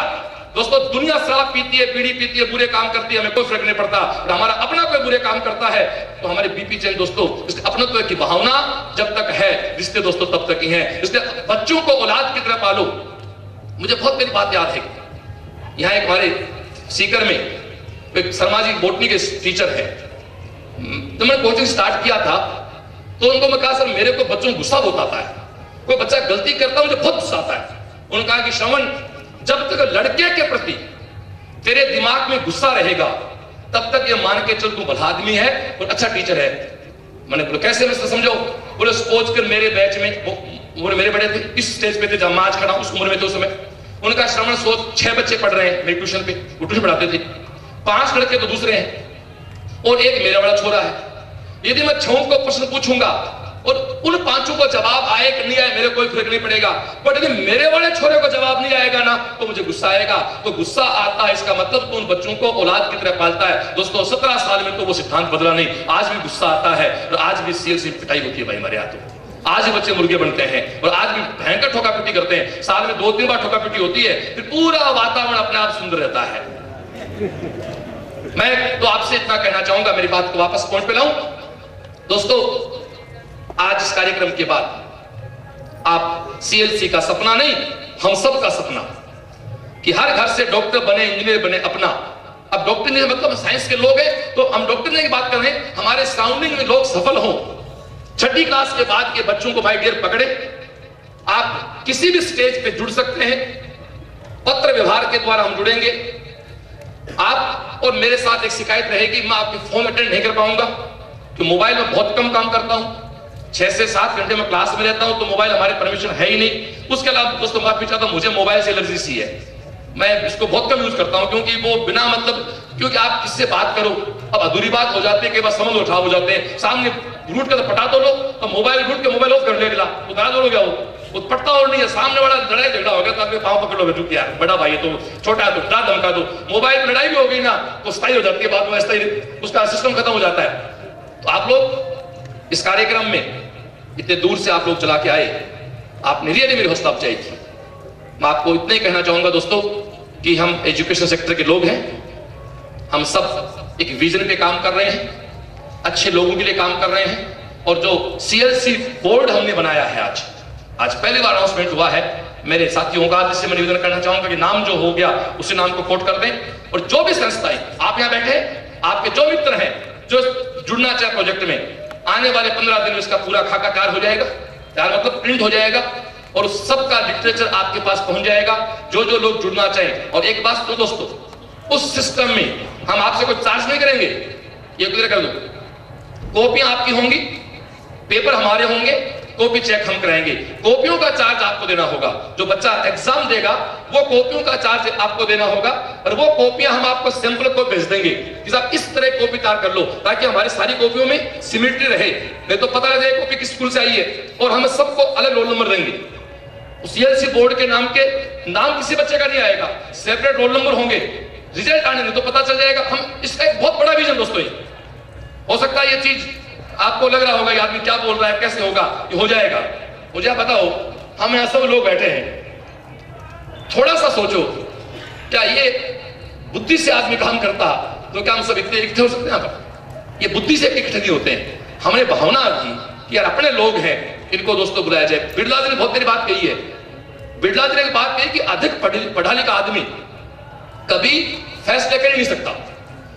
आप मुझे बताओ, मैं 96 में ये बुद्धि लगाता यार मैं 10,000 की नौकरी लग जाऊं, कोचिंग चलेगी कि नहीं चलेगी, तो दोस्तों मैं कोचिंग नहीं खोल पाता।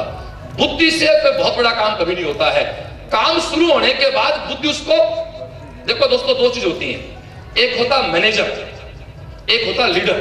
2 शब्द हैं। मैनेजर उसको लीडर व्यवस्था बना के देता है, मैनेजर उसको मैनेज करता है और लीडर व्यवस्थाएं बनाता है। दोस्तों मैनेजमेंट में क्या सिखाया जाता है? एमबीए में सिखाया जाता है ऐसा करो, ये करो, वो करो। उनको बनाता कौन है?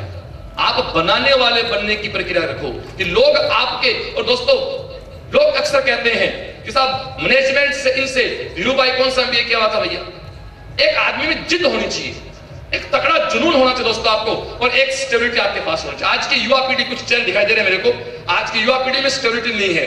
हर 2-3 साल बाद जॉब चेंज करना चाहते हैं। माफी चाहता हूं ये आपके पर्सनल लाइफ है दोस्तों, पर फिर भी मैं कहता हूं कि जो मजा स्थायित्व में है, जो मजा लॉयल्टी में है, वो दोस्तों अनस्टेबल नहीं है।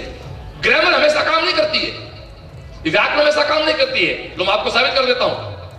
मैं मेरे घर बैठा हूं, मेरी मां मेरे पास बैठी है, आप मेरे पास आए और मैं हिंदी में बोलता हूं, ये मेरे पिता की पत्नी है। हिंदी गलत सही है सब? ये मेरे पिता की पत्नी है। अंग्रेजी में बोलूं, she is wife of my father, सही का मैं बोल रहा हूं, और ये मेरी मां है। दोस्तों दोनों में कितना फर्क है? ये मेरी मां है और she is wife of my father, शुद्ध व्याकरण बोल रहा हूं। लेकिन दोस्तों आप लोग बड़ा ऐसा बेगवार आदमी है, आप दोबारा मेरे घर नहीं आएंगे। मगर मेरी मां है दोस्तों, आपको लगेगा आज भी आदमी अपनी माँ के पास बैठा है। दोस्तों एक दिन मेरे को किसी आदमी ने कहा कि श्रवण जी यार मुझे बहुत गंदा लगा कि श्रवण जी देखो थारा मार पिताजी भी पूरा गांव में रहता रहा, थारा कारण ऐसे बैठे है। मैंने कहा बेवकूफ, ये ऐसे में नहीं बैठे मेरे कारण, इनकी कुंडली में लिखा हुआ था कि बुढ़ापे में इनके पास कार होगी, बुढ़ापे में इनके पास नौकर होंगे। मेरे माँ पिताजी गांव में रहे बेचारे, मेरी माँ ने खेत में काम किया, मेरे फादर ने नौकरी भी खेत में काम किया।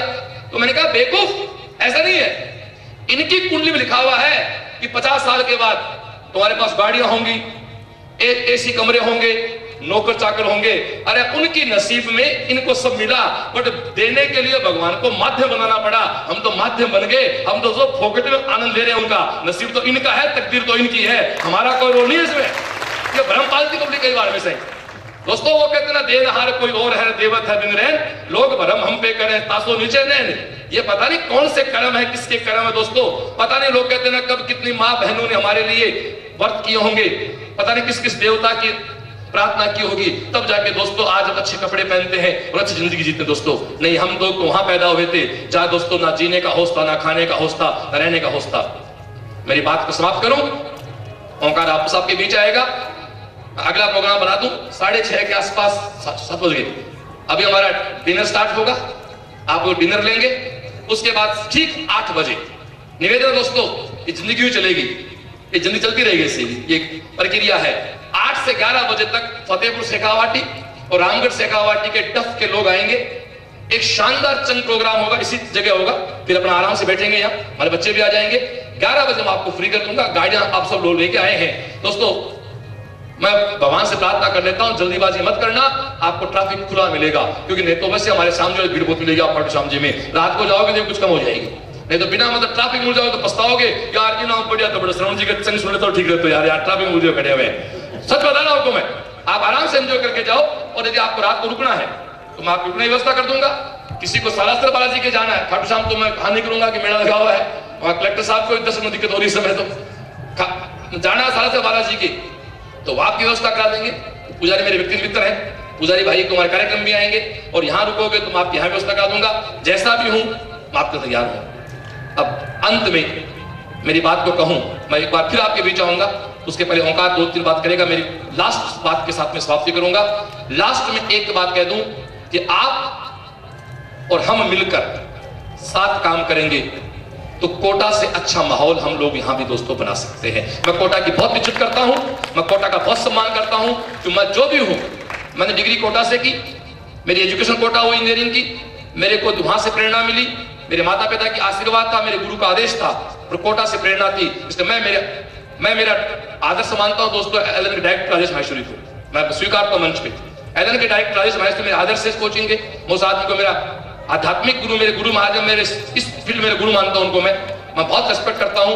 दोस्तों सम्मान करना सीखें, साथ मिलकर काम करना सीखें, और जितने भी संस्था प्रधान बैठे हैं वो CLC को अपने को एक परिवार माने, हम मिलकर काम करेंगे। फिर वो मेरी दीदी वाली बात कि दोस्तों ऐसा नहीं हो कि आज तो समझ में नहीं आए, और जिस समझ में आए तब आपको फिर मेरे को रिक्वेस्ट करनी पड़े। काम होगा, रिकॉर्ड करवा रहा हूं, क्योंकि नहीं तो मेरी बेइज्जती हो जाएगी। अपना एक ही फंडा बेइज्जती आदमी को काम कराती है। हमारी सफलता का सूत्र है बेइज्जती करो काम कराओ, इसके अलावा कोई मंत्र नहीं सकते। दोस्तों इसके साथ आपका बहुत बहुत आभार, थैंक यू, जय CLC। दोस्तों आप एक बात मान के चलें, थोड़ा अनऑफिशियल हो रहा हूं, वैसे तो मैं हमेशा रहता अनऑफिशियली हूं। आप कितनी बड़ी हवाई जहाज बना लो यार, कितनी हाई स्पीड के हवाई जहाज बना लो, उसको उड़ने के लिए तो भाई हवाई पट्टी पे आना ही पड़ेगा। जमीन पे आप जब तक नहीं है, एक डायलॉग है मेरा, कौन कहता आसमान मत छुओ, बट ये किसने कह दिया जमीन छोड़ दे यार।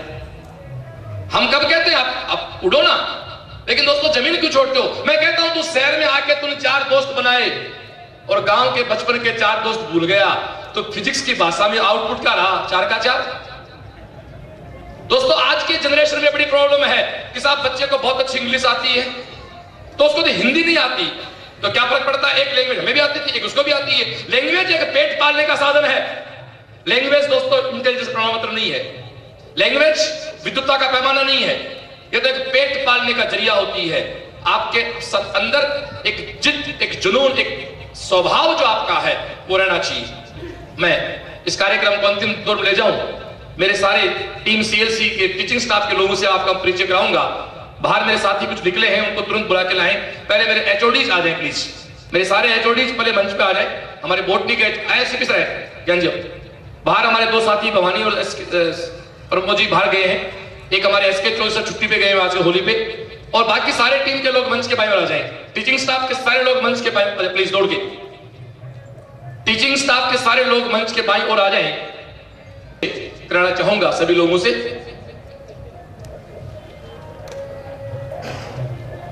दोस्तों, भोजन की डिनर के बाद हम लोग एक बात मैं दोस्तों जरूर कहना चाहूंगा। मैं मेरे वाहिगुरु के पास बैठा था एक बार, मुझे आज भी याद है। मैंने कहा बाबा सबसे बुरा क्या होता है? मैं बड़े अजीब से क्वेश्चन करता था। मैंने कहा सबसे बुरी चीज क्या होती है? तो सबसे बुरी चीज वो होती है जब आदमी अपने स्वाभाविक जिंदगी नहीं जी सकता, अपने नेचुरल फ्लो को रोक देता है। दोस्तों, चाहे शरीर के नेचुरल फ्लो हो, चाहे भावनाओं के नेचुरल फ्लो हो, आप अपने बाथरूम को, आपको यदि प्रेशर है किसी तरह से आप उनको रोकते तो आप दुखी होते हैं। तो वही बात जब म्यूजिक बज रहा हो, संगीत बज रहा हो और आपकी इच्छा हो डांस करने की हो रही है, और फिर आप सभ्यता के दायरे में अपने आप को अनावश्यक बाउंड करते हैं, तो आपके अंदर एक अजीब सी कुंठा खड़ी कर देगा। कुछ देर बाद आपके साथ आलिशा संगीत होगा, राजस्थान का सुर संगीत, फतेहपुर शेखावाटी के टफ का कार्यक्रम, और मैं चाहूंगा कि हम इस शाम को दोस्तों यादगार बनाएं। मेरी इच्छा थी आज के इस कार्यक्रम को थोड़ा सा और भी मॉडिफाई कर, सबने कहा नहीं, शेखावाटी से बाहर के लोग आ रहे हैं और आप इस पे यकीन करें ना करें मुझे नहीं पता, मैं आपसे पहली बार मिला हूं, पहली बार देखा हूं, और इस तरह के व्यक्ति, ये मेरे मोटिवेशन है, मेरे लिए अब ये कृष्ण का काम कर रहे हैं। बंधुओं, मैं मेरा परिचय दे दूं, हालांकि ये मुझे प्रशंसा की बात नहीं है, मैं ये बात भी इसलिए कह रहा हूं क्योंकि ये विश्व क्षितिज पर आना चाहते हैं और मैं विश्व क्षितिज पर आया हुआ हूं। मेरा खुद का गिनीज बुक वर्ल्ड रिकॉर्ड है। मैं दोनों हाथों से लिखता हूं, दोनों पैरों से लिखता हूं, मुंह से लिखता हूं, दांतों से लिखता हूं, 7 भाषाओं को जानता हूं और इनकी तरह गरीब परिवार से पला हुआ हूं। इसीलिए इनके महत्व को मैं समझता हूं और मैं चाहता हूं कि इनके सपने को साकार करने के लिए हम सबको साथ आना होगा। थैंक यू दोस्तों। मैंने कहा था मेरे चैम्बर में, दोस्तों ये कार्यक्रम जो होते हैं इनमें इस तरह की पर्सनैलिटीज, इस तरह के लोग, इस तरह का व्यक्तित्व दोस्तों देखने को। एक बात मैंने कहा, मैं आप और खाने के बीच नहीं आऊंगा, बस अभी खाने का टाइम हुआ नहीं है, खाना तैयार है। दोस्तों एक बात प्यार से कहता हूं, आप और हम सुबह अखबार पढ़ते हैं, ये हमारा दुर्भाग्य हमारे देश का कि अखबार की पहली खबर होती है ट्रक एक्सीडेंट हुआ, 2 मरे, 3 मरे, 4 मरे। ये दुर्भाग्य देश का पढ़ना पड़ता हमें। हम सब लोग चाय पी रहे होते हैं, आप साथ हो रहे मेरे, चाय का कप होता है, खबर पढ़ते हैं जीप ट्रक बढ़े 7 मरे। क्या मेरे को फर्क पड़ता है? हमें कोई फर्क नहीं पड़ता, रियलिटी यही। लेकिन दोस्तों आप एक आदमी को सड़क पे मरा हुआ तो क्या घायल देख लो, आप कई दिन तक सो नहीं पाओगे। पढ़ने, सुनने, देखने में फर्क हो दोस्तों। तो जिस चीज को आंखों देखो, आप अमिताभ की फिल्में देखते हो, कल्पना करो अमिताभ बच्चन आपके बीच आके बैठ जाए तो भाई साहब कई नींद नहीं आए आपको, गारंटी है। आदमी की जो बॉडी से एनर्जी निकलती है, जो ऊर्जा निकलती है ना, उसका एक अपना ही मजा होता है।